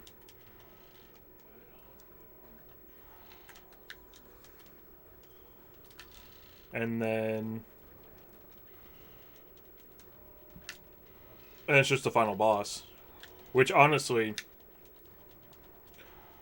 there's only 2 bosses in this entire game, which is way less than in any other Pac-Man World game. World 1 had like 6 bosses, World 2 had 6 bosses, and this game only has 2.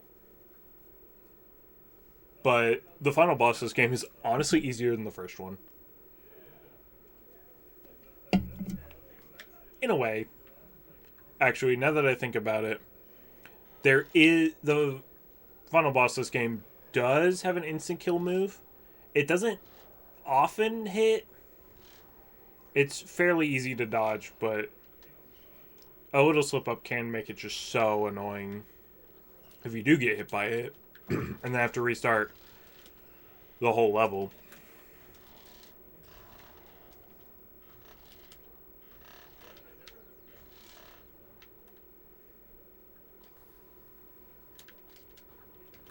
But as far as his normal attacks go, I think his normal attacks are much easier to dodge than the first bosses. Because I think his attacks are, like, they work better in the final boss than they do in the first boss. Because I'm pretty sure in both boss fights, what you're supposed to do is you're supposed to be able to hide behind a pillar to avoid his attacks. But sometimes in the first boss, his attacks will just go through the pillar, or they'll be at a weird angle and they'll slip by and you'll still take damage, which is very annoying. But I think it's better designed in the final boss, where if you're behind the pillar, it's not going to hit you. But I don't know, maybe that's not true. Maybe I'm misremembering how the fight works. But yeah, this laser room section, this is, again, I think this game has a lot of areas like this where they're kind of supposed to be puzzles, but they're not really puzzles. You don't have to think much about what you're doing. It's just you activate something in the only area you can go. Activating that thing opens the next area, so you go in there and you activate another thing, and then you go to that final area and you activate the last thing, and then you can progress. It's not like I have to think about what order I need to do these things in, because the game's telling me what order to do the things in.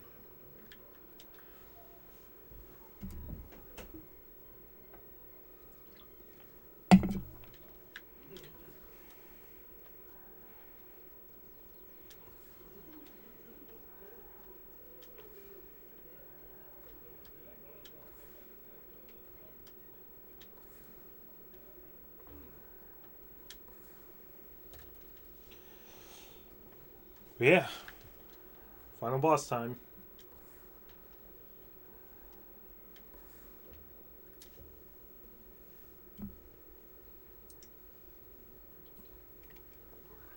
Although I guess there are 4 crystals you need to raise in this fight, whereas you only need to do 3 in Gigatron.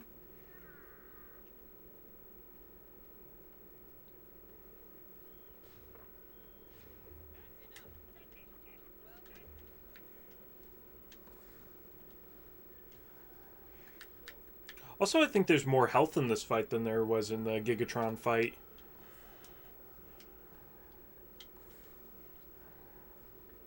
Because the Gigatron fight only has like 2 regular health wedges, 2 or 3 regular health wedges, and 1 big one. Whereas this fight has 4 big ones. But to be fair, Gigatron does have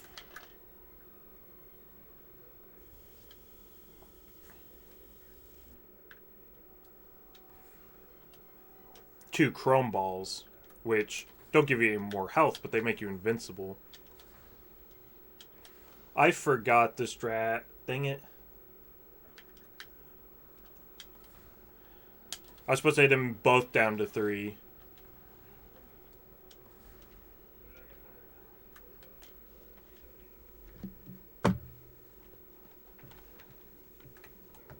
And destroying both at the same time.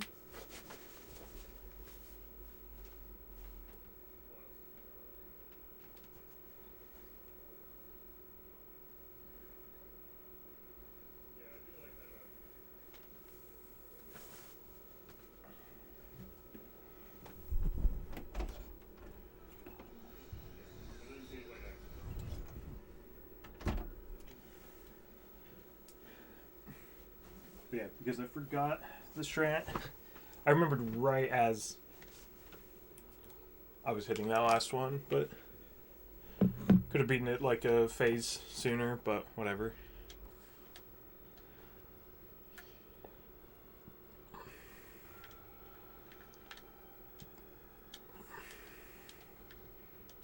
I wonder, does the health? Yeah, the health would have to stay, since he has a bar. But I know some fights in some games would have done it to where. Well, specifically, what I'm thinking of is Mega Whale from World 2. Even if you were to hit all of the blades 6 times. Okay, no, the lasers still hit you in random ways in this fight. I just feel like maybe it does it less often than on Gigatron. But in Mega Whale, even if you hit all of the propellers like 7 times each,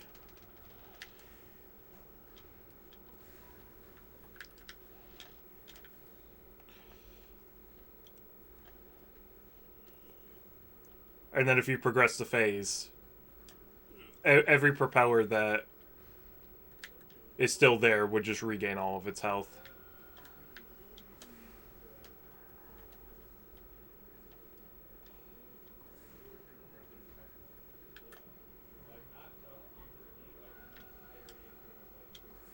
This was the attack I was thinking of, though.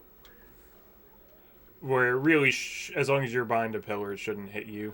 And really, that is the best attack because then it's really not going to hit you. But this is the... I'm pretty sure these missiles instant kill. And it's not often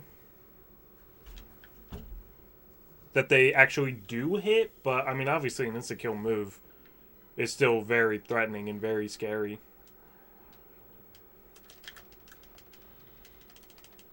And plus, it makes the screen shake, making it so hard to do anything.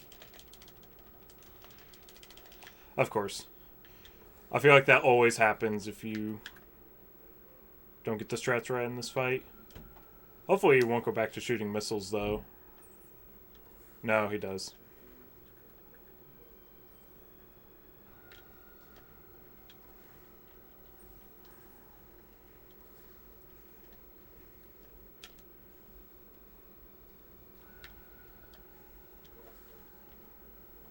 No, none of the missiles have been coming over anywhere near where I am, really.